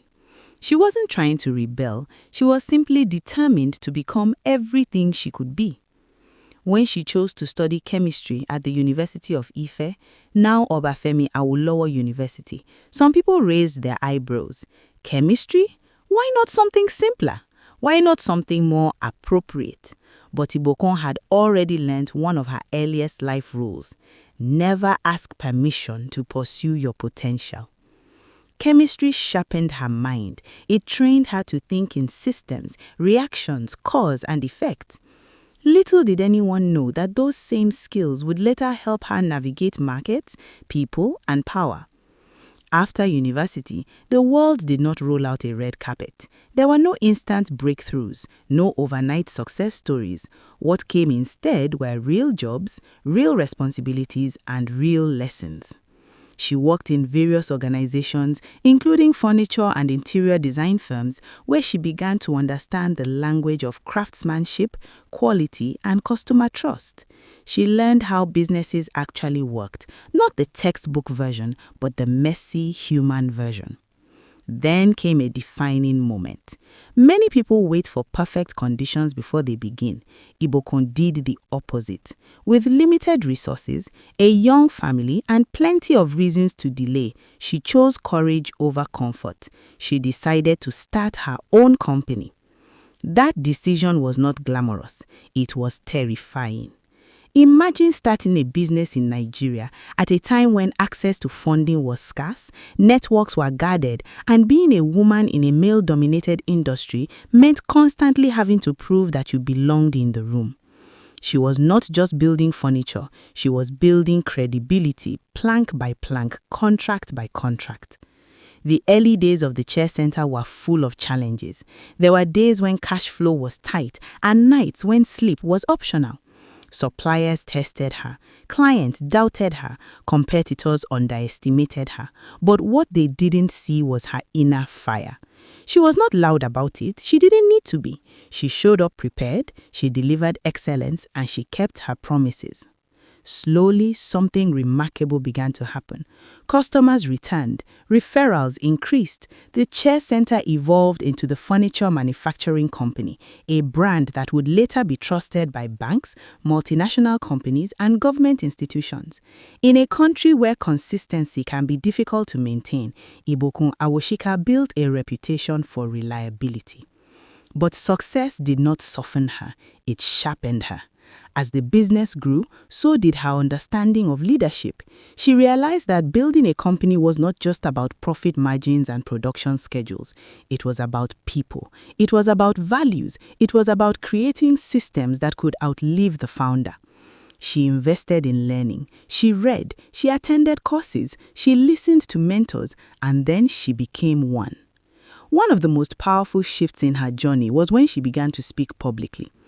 At first, it was not about fame. It was about sharing lessons she had learned the hard way. She spoke to women, to entrepreneurs, to young people who were hungry for guidance but tired of empty motivation. Her voice was calm but firm. Her words were practical but inspiring. She did not promise magic, she promised work. Audiences leaned in because she was real. She spoke about failure without embarrassment. She spoke about fear without shame. She spoke about faith without forcing it. And people saw themselves in her story. Then came moments that would etch her name into Nigerian history. When Ibokun Awosika was appointed as the first female chairman of First Bank of Nigeria, it was more than a personal achievement. It was a cultural moment. An institution over 100 years old, steeped in tradition and power, was now being chaired by a woman who had built herself from the ground up. But this was not a ceremonial role. It was a battlefield. The banking sector was under pressure. Trust was fragile. Expectations were high. Every move she made would be scrutinized, not just as a professional, but as a woman. She understood this, and she accepted the weight. With calm authority, she led. She asked difficult questions. She insisted on governance, accountability, and long-term thinking. She brought discipline and empathy into spaces that often favored ego. She reminded people that leadership was not about control, but about stewardship. Yet, even as her profile rose, she remained deeply grounded in her faith and values. She spoke openly about the role of spirituality in her life, not as a crutch, but as a compass. She believed that success without purpose was empty, and she lived that belief. Beyond boardrooms, Ibokun Awosika became a builder of people. Through mentorship programs, foundations, and initiatives focused on women and youth, she poured into the next generation. She understood that representation mattered, but preparation mattered even more. She didn't just tell people they could succeed, she showed them how. Her television show, conversations, and public talks became classrooms. She challenged laziness, she challenged entitlement, she challenged fear, and she did it with grace. But behind the public image was still the same woman who valued family, who understood sacrifice, who knew that balance was not something you find, but something you negotiate daily. She spoke honestly about juggling roles, about making choices, about accepting seasons. What made her story compelling was not perfection, it was consistency. She did not reinvent herself for applause, she refined herself for impact. And as her influence spread beyond Nigeria into global spaces, one thing remained constant: her commitment to excellence rooted in integrity. She became proof that you could be powerful without being ruthless, successful without being empty, visible without losing your values. This first chapter of her story is not about arrival, it is about becoming. It is about a woman who listened when life whispered, learned when life tested, and stood firm when life pushed back. And this is only the beginning, because the deeper lessons, the toughest battles, the moments that would stretch her leadership, her faith, and her vision even further, those were still ahead. And in the next part, we will step into the seasons when pressure increased, expectations multiplied, and Ibokun Awosika would discover that true leadership is forged not when things are going well, but when everything is on the line. Pressure has a way of revealing what applause can hide. When the lights are bright and the praise is loud, many leaders look strong. But it is in the quiet moments, when decisions carry consequences and outcomes are uncertain, that true leadership shows its face. For Ibokun Awosika, the next phase of her journey was not about starting anymore. It was about sustaining, scaling, and standing firm when the stakes grew heavier. As her company expanded, so did the complexity of her world. Growth is a beautiful thing from the outside, but from within, it can feel like trying to hold together a moving train. More staff meant more responsibility. Bigger contracts meant bigger risks. Larger visibility meant smaller room for error. Every success raised expectations. Every expectation raised pressure. There were seasons when deals almost collapsed at the last minute. Imagine preparing for months, designs, sourcing, negotiations, only for a client to hesitate or a funding stream to delay. In those moments, panic could easily creep in, but Ibokun learned to master something many entrepreneurs struggle with: emotional discipline. She did not allow temporary storms to dictate permanent decisions. She would ask herself hard questions. What can be controlled? What must be accepted? What must be improved? This mindset slowly became part of her leadership DNA. She didn't just react to problems, she studied them. She treated challenges like case studies, each one teaching her how to build stronger systems. But business was only one battlefield. There was also the quiet tug of war between ambition and personal life. Many people admire success without seeing its cost. Long hours, travel, endless meetings, yet she remained deeply committed to her role as a wife and mother. She refused to accept the narrative that a woman must choose one or the other. Instead, she chose intentionality. There were days she missed events, days she had to say no, days she questioned if she was doing enough in any role. But rather than chase perfection, she pursued presence.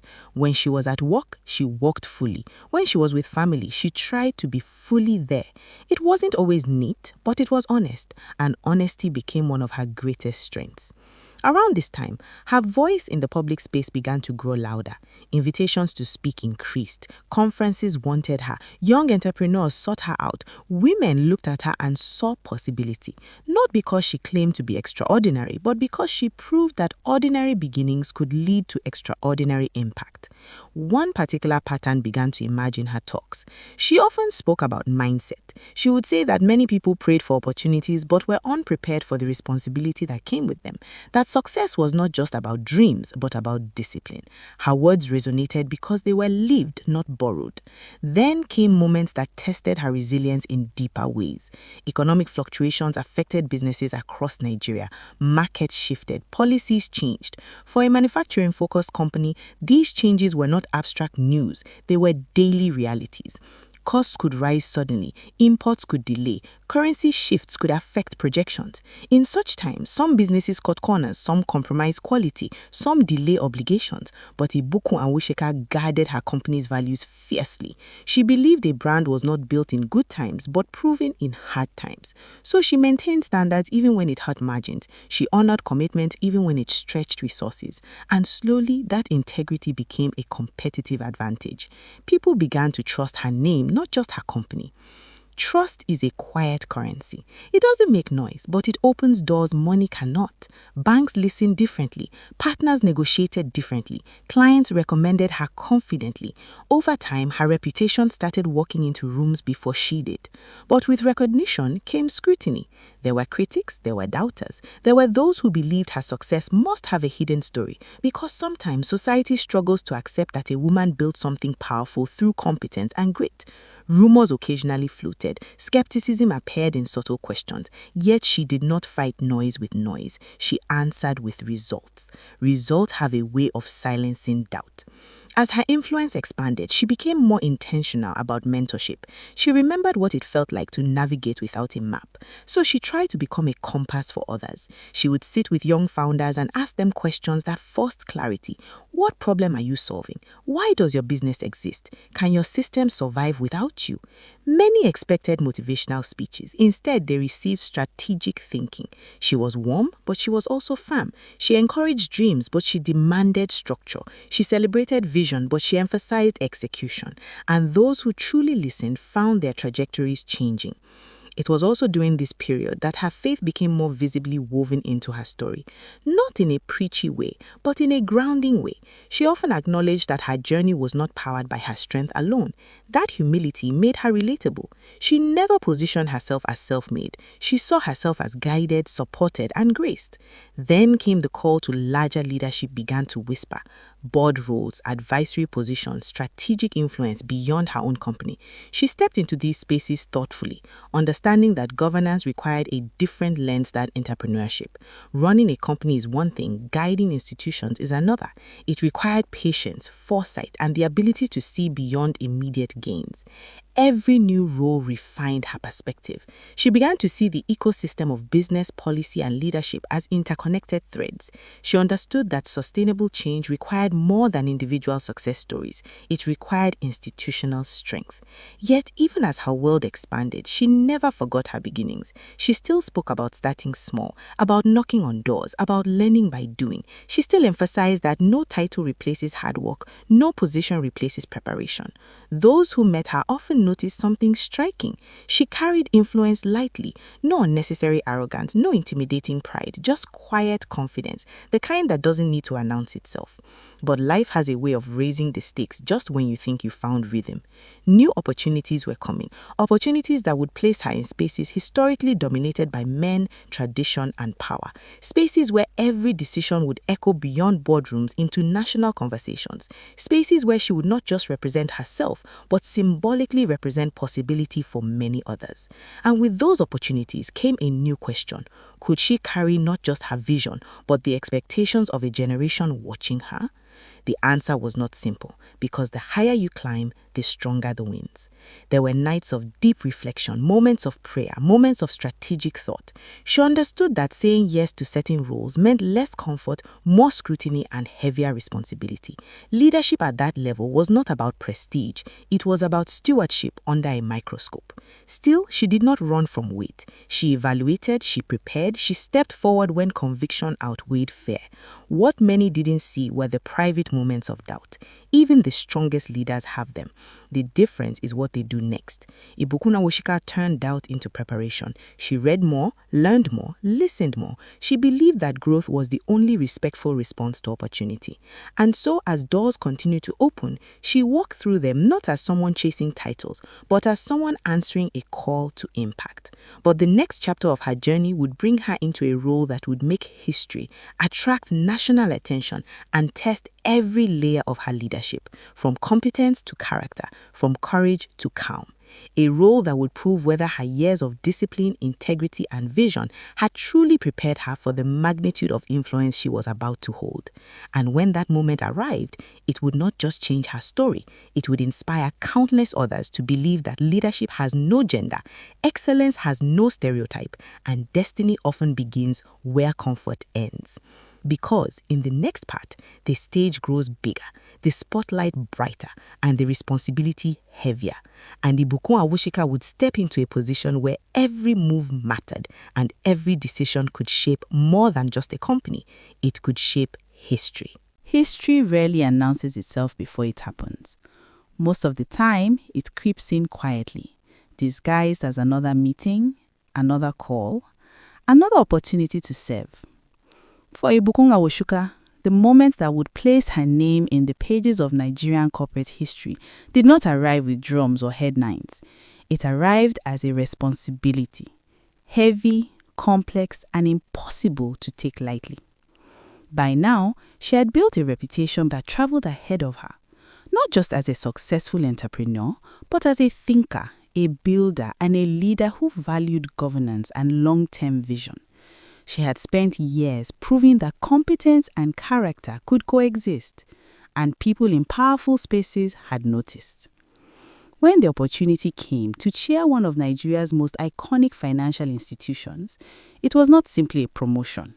It was a test of experience, a test of credibility, a test of whether decades of preparation could meet a moment of history. First Bank of Nigeria was not just any institution. It carried over a century of legacy, influence, and public trust. To sit at its helm was to carry the weight of tradition and the expectation of stability.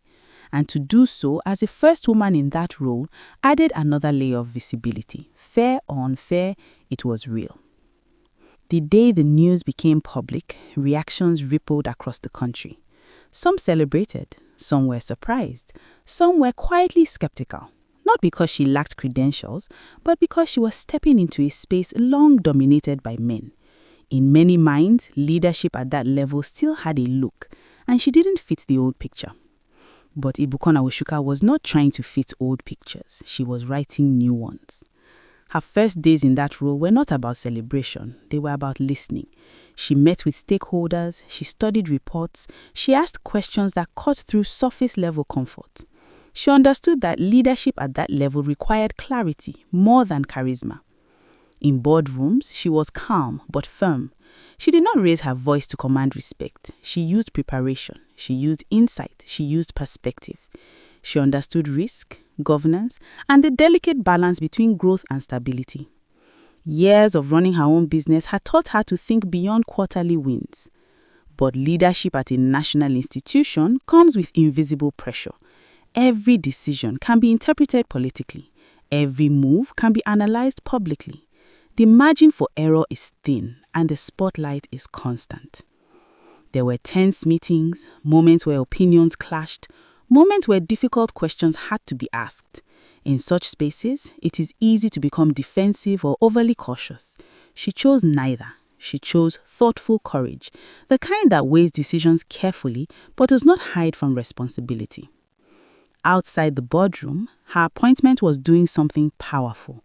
Young women across Nigeria began to see her as a symbol of possibility, not a celebrity, but a signal that glass ceilings could crack, that leadership was not reserved for a particular gender, that competence could open doors tradition once kept shut. She understood the symbolism, but she did not let it distract her from substance. She often reminded people, directly or indirectly, that being the first was not the goal. Being effective was, because being first without being excellent only closes doors for those who come after. So, she focused on impact. During her tenure, conversations around governance, accountability, and strategic direction became sharper. She believed institutions must outlive individuals, that systems must be stronger than personalities. It was a philosophy she had practiced in her own company, now applied at a larger scale. But leadership at a national institution comes with invisible pressure. Every decision can be interpreted politically. Every move can be analyzed publicly. The margin for error is thin and the spotlight is constant. There were tense meetings, moments where opinions clashed, moments where difficult questions had to be asked. In such spaces, it is easy to become defensive or overly cautious. She chose neither. She chose thoughtful courage, the kind that weighs decisions carefully but does not hide from responsibility. Outside the boardroom, her appointment was doing something powerful. Young women across Nigeria began to see her as a symbol of possibility, not a celebrity, but a signal that glass ceilings could crack, that leadership was not reserved for a particular gender, that competence could open doors tradition once kept shut. She understood the symbolism, but she did not let it distract her from substance. She often reminded people, directly or indirectly, that being the first was not the goal. Being effective was, because being first without being excellent only closes doors for those who come after. During her tenure, conversations around governance, accountability, and strategic direction became sharper. She believed institutions must outlive individuals, that systems must be stronger than personalities. It was a philosophy she had practiced in her own company, now applied at a larger scale. But leadership at a national institution comes with invisible pressure. Every decision can be interpreted politically. Every move can be analyzed publicly. The margin for error is thin and the spotlight is constant. There were tense meetings, moments where opinions clashed, moments where difficult questions had to be asked. In such spaces, it is easy to become defensive or overly cautious. She chose neither. She chose thoughtful courage, the kind that weighs decisions carefully but does not hide from responsibility. Outside the boardroom, her appointment was doing something powerful. Young women across Nigeria began to see her as a symbol of possibility, not a celebrity, but a signal that glass ceilings could crack, that leadership was not reserved for a particular gender, that competence could open doors tradition once kept shut. She understood the symbolism, but she did not let it distract her from substance. She often reminded people, directly or indirectly, that being the first was not the goal. Being effective was, because being first without being excellent only closes doors for those who come after. During her tenure, conversations around governance, accountability, and strategic direction became sharper. She believed institutions must outlive individuals, that systems must be stronger than personalities. It was a philosophy she had practiced in her own company, now applied at a larger scale. But leadership at a national institution comes with invisible pressure. Every decision can be interpreted politically. Every move can be analyzed publicly. The margin for error is thin and the spotlight is constant. There were tense meetings, moments where opinions clashed, moments where difficult questions had to be asked. In such spaces, it is easy to become defensive or overly cautious. She chose neither. She chose thoughtful courage, the kind that weighs decisions carefully but does not hide from responsibility. Outside the boardroom, her appointment was doing something powerful. Young women across Nigeria began to see her as a symbol of possibility, not a celebrity, but a signal that glass ceilings could crack, that leadership was not reserved for a particular gender, that competence could open doors tradition once kept shut. She understood this symbolism, but she did not let it distract her from substance. She often reminded people, directly or indirectly, that being the first was not the goal. Being effective was, because being first without being excellent only closes doors for those who come after. During her tenure, conversations around governance, accountability, and strategic direction became sharper. She believed institutions must outlive individuals, that systems must be stronger than personalities. It was a philosophy she had practiced in her own company, now applied at a larger scale. But leadership at a national institution comes with invisible pressure. Every decision can be interpreted politically. Every move can be analyzed publicly. The margin for error is thin and the spotlight is constant. There were tense meetings, moments where opinions clashed, moments where difficult questions had to be asked. In such spaces, it is easy to become defensive or overly cautious. She chose neither. She chose thoughtful courage, the kind that weighs decisions carefully but does not hide from responsibility. Outside the boardroom, her appointment was doing something powerful. Young women across Nigeria began to see her as a symbol of possibility, not a celebrity, but a signal that glass ceilings could crack, that leadership was not reserved for a particular gender, that competence could open doors tradition once kept shut. She understood this symbolism, but she did not let it distract her from substance. She often reminded people, directly or indirectly, that being the first was not the goal. Being effective was, because being first without being excellent only closes doors for those who come after. During her tenure, conversations around governance, accountability, and strategic direction became sharper. She believed institutions must outlive individuals, that systems must be stronger than personalities. It was a philosophy she had practiced in her own company, now applied at a larger scale. But leadership at a national institution comes with invisible pressure. Every decision can be interpreted politically. Every move can be analyzed publicly. The margin for error is thin and the spotlight is constant. There were tense meetings, moments where opinions clashed, moments where difficult questions had to be asked. In such spaces, it is easy to become defensive or overly cautious.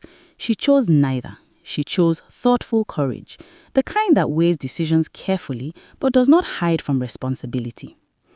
Outside the boardroom, her appointment was doing something powerful. Young women across Nigeria began to see her as a symbol of possibility, not a celebrity, but a signal that glass ceilings could crack, that leadership was not reserved for a... Influence is a strange thing. When it first arrives, it feels like a spotlight. But over time, you realize it is more like a mirror. It reflects who you truly are. For Ibukun Awosika, the years after stepping into historic leadership roles were not about enjoying the glow of recognition. They were about deciding what to do with the platform she now had. By this stage, her name carried weight in business circles, policy conversations, and youth forums. Invitations came from universities, global conferences, leadership summits, and entrepreneurial networks.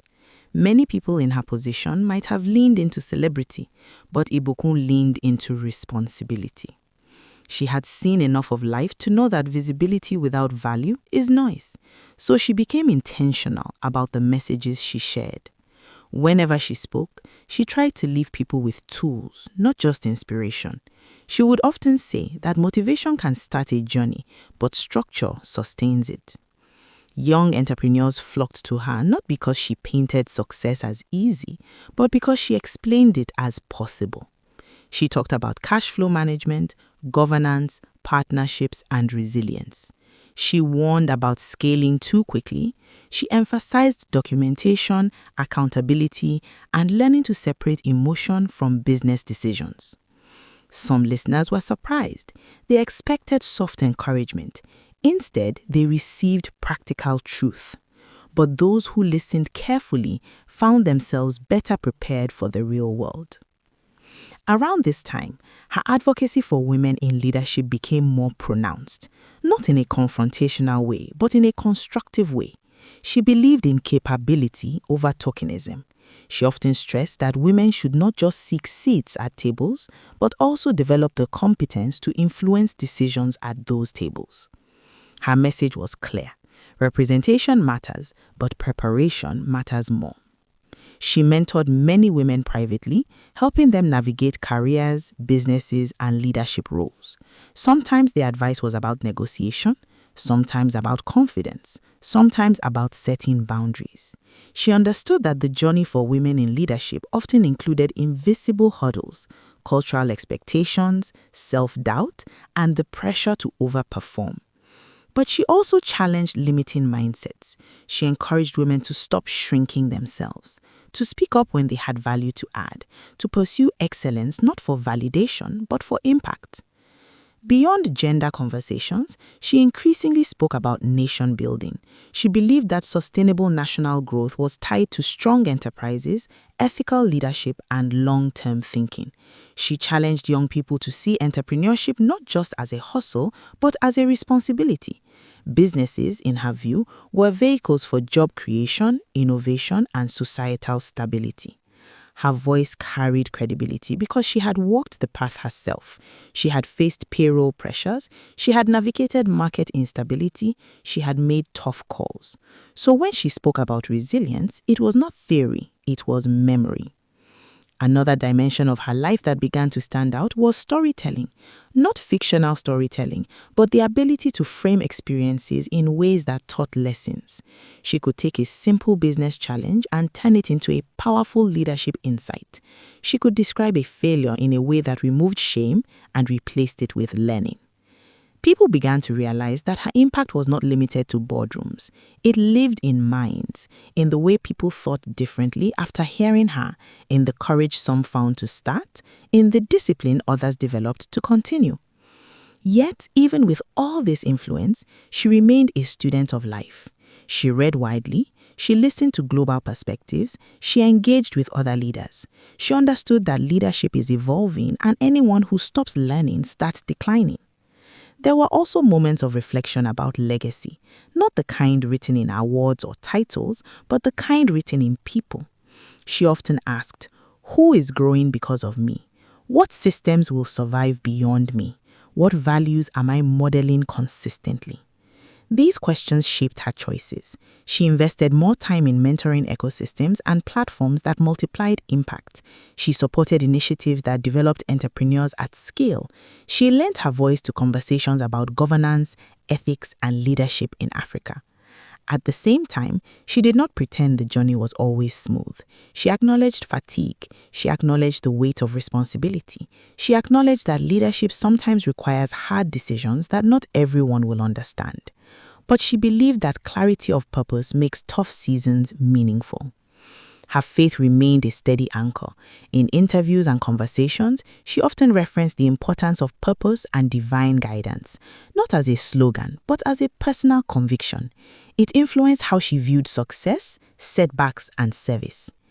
Interestingly, one of the most powerful things about Ibukun Awosika's story was what she did not chase. She did not chase trends. She did not chase public approval. She did not chase quick wins. She focused on principles. And principles, over time, built a brand stronger than marketing ever could.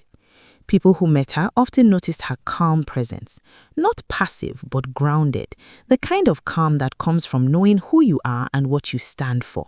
She did not need to dominate rooms. Her clarity often spoke louder than volume. Meanwhile, a new generation was rising, young Nigerians navigating a fast-changing world of technology, social media, and global exposure. Many were impatient for success. Many were discouraged by economic realities. Many were searching for models of leadership that felt both aspirational and realistic.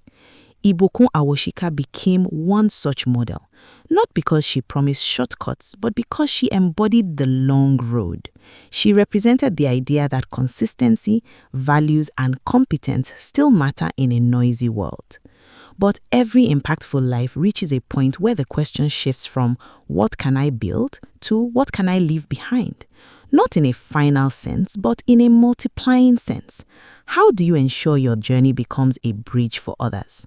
For her, the answer increasingly pointed towards deeper mentorship, institutional influence, and thought leadership.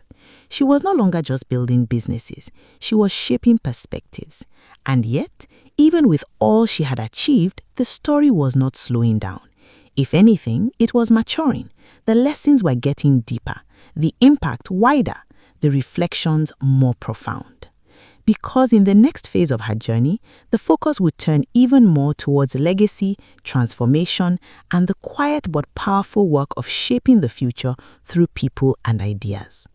And that's where her story becomes not just about one woman's success, but about the ripple effect of a life lived with intention.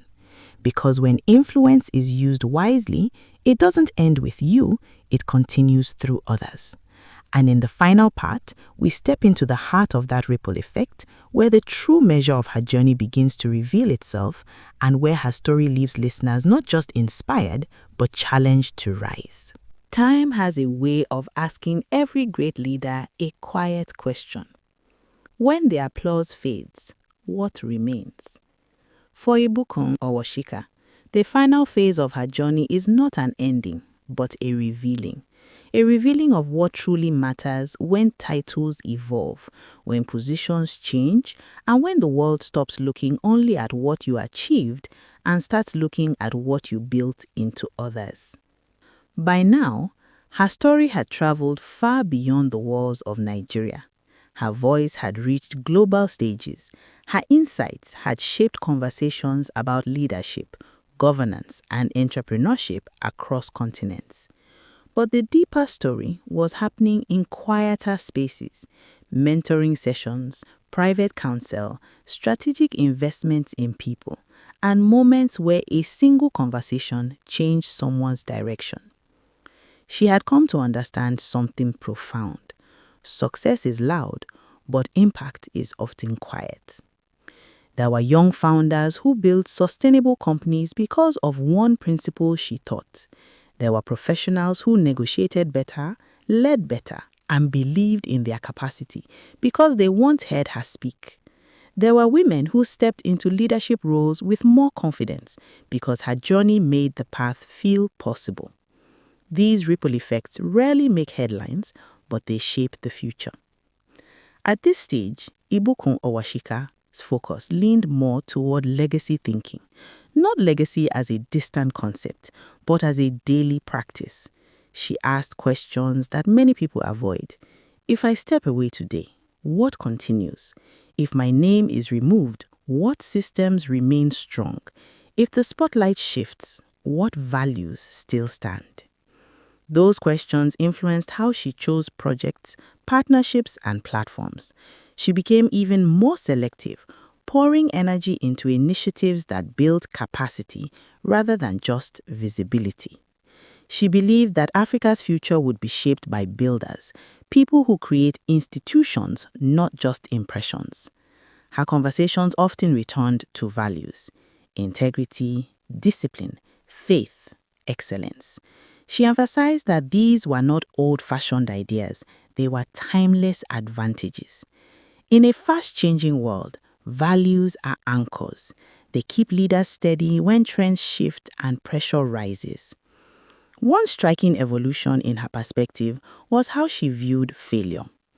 Earlier in life, failure felt like a threat. Now, she spoke of it as a teacher. She shared stories of missteps, delays, and decisions she would refine if given another chance. That honesty made her wisdom accessible. People realized they did not need to be flawless to be impactful. They needed to be teachable. She also spoke more about purpose, not the dramatic, world-changing kind people post online, but the practical, lived-out kind. Purpose, in her view, was about using your gifts responsibly, about solving problems, about contributing meaningfully wherever you are placed. Those who listen closely noticed a theme. She was shifting from building her own success to multiplying other people's success. And yet, she never romanticized the journey. She reminded people that leadership can be lonely, that responsibility can be heavy, that influence requires accountability. She encouraged aspiring leaders to develop inner strength, not just outer skill. Her life also demonstrated the power of seasons. She showed that it is okay for focus to evolve, that one season may be about building, another about leading, another about mentoring, and another about reflecting. Each season has value if approached with intention. Family remained an important part of her story. She often acknowledged the support system that made her journey sustainable. She understood that no one rises alone. Behind visible leaders are invisible pillars: family, mentors, teams, and supporters who steady the climb. Spiritually, she remained grounded. Her faith continued to shape her outlook, her gratitude, and her sense of stewardship. She saw her journey not just as personal ambition, but as a calling to serve through leadership and enterprise. That perspective gave her calmness in uncertainty and humility in success. Perhaps one of the most powerful aspects of Ibukun Owosika's story is that it feels reachable. She did not emerge from mystery or privilege alone. She emerged from preparation, courage, learning, and consistency. Her life quietly argues that greatness is often built in daily decisions, not dramatic moments. As she looks toward the future, her role increasingly resembles that of a bridge between generations, between experience and ambition, between possibility and structure. She connects what has been learned to what can be built. And for those watching her journey, the lesson becomes clear. Leadership is not a destination. It is a responsibility carried over time. It is influence used carefully. It is success shared generously. If you listen closely to her story, you hear a call beneath the narrative, a call to rise above excuses, to prepare for opportunities before they arrive, to build character alongside competence, to define success beyond money or fame.